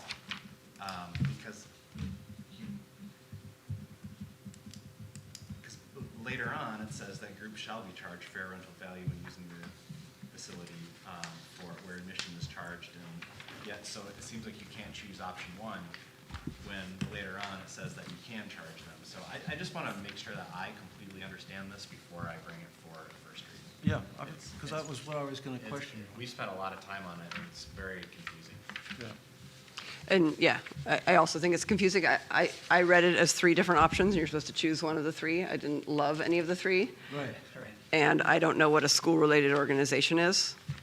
That's Like a school-sponsored sport, I think. yeah. I don't know. But I don't. Is that Club Cardinal in this case? Anyway, because there's either school. I think of a school sport as a school thing, not a school-related organization. Anyway. So I am fully in favor of you bringing it back with more clarity. I need 3 more weeks. Do we need a motion to push it over to the next meeting? I think you can just not approve it. Is everybody okay with? So we need a motion to approve 10.7 with the exception of 10.7.1? Yeah. To be carried over. I so move. Second. But we're not approving this? We're carrying it for another future meeting. We're approving all of them but the school facilities one. Oh, okay. Because the other ones just have minor changes to them. Okay. To comply with. And they're all this. first readings anyhow. So they'll come back, right? They'll come back final. Yeah. Right. Yeah. They would be on the consent agenda if we Right. didn't. So I had a motion from Winspirit. Did I have a second? Yeah, Michael, or Mark, second. Mark. Yeah? I think Mark did. Yeah. That's- Okay, okay. I wrote it down. It happened so long ago. This was all a test. Any comment before we vote to approve all but we're voting to approve 10.7.2 through 5, through the last one, the 5145.3, but not 10.7.1. Okay. Student trustee Quinlan? Yes. Trustee James? Yes. Trustee Morton? Yes. Trustee Schaefer? Yes. Trustee Ohm? Yes. Trustee Griffin? Yes. Okay. 10.8. These are two more that are just for information only, so. I don't really have any information on those right now. They have to do with, I think, timelines and the TK instruction that has changed. So I will come back and highlight the changes, proposed changes for first reading next time.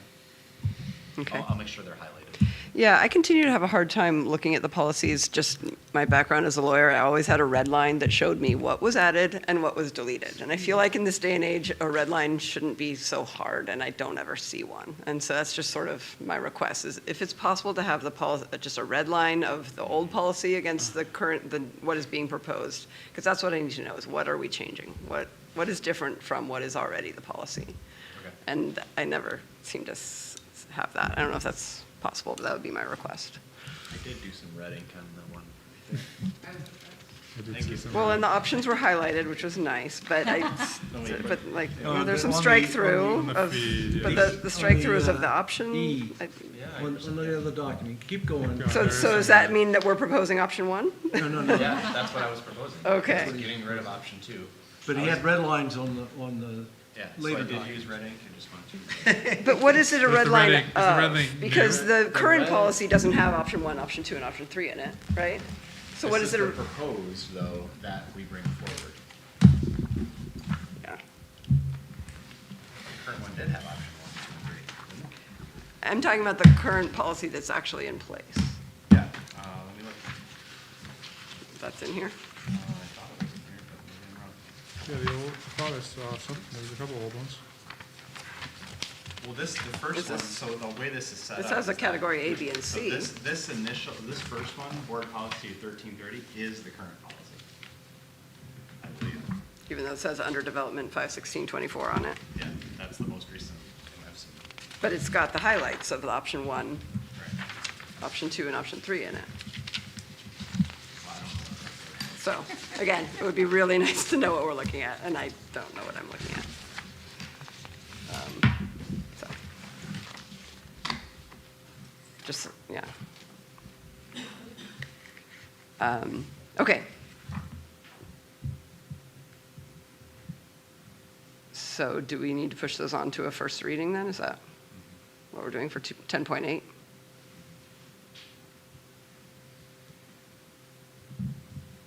Typically, information only is just not really discussed. Okay. We're not taking any action. Okay. So we're. So, looks like we're at the end of the agenda. Anyone have any issues or comments or additions to the future agenda items? For future agenda items, could we discuss the phone policy again? Is that in consideration? Like, are we gonna progress that discussion, or, I don't know. That was on this agenda, so I'm just wondering if it has to be on another to discuss it. It doesn't have to be on the agenda to talk about it at the public comment period. So if it's not on the agenda, people could always talk about it at the 6 o'clock public comment. And I think that's what I would recommend if it's not on next month's agenda. Alright. Yeah. If you want something you- on the agenda, you you can ask. should send an email to. I don't particularly want it, but I was just wondering. Or now. I mean, anything, this or any other item now, if you want it, Yeah. that Yeah. would be the time to. But yeah, as the president, and the clerk, Ed Winsberry and I are the ones who set the agenda the week before. So if you ever have a request for the agenda, feel free to reach out. Thank you. Yeah.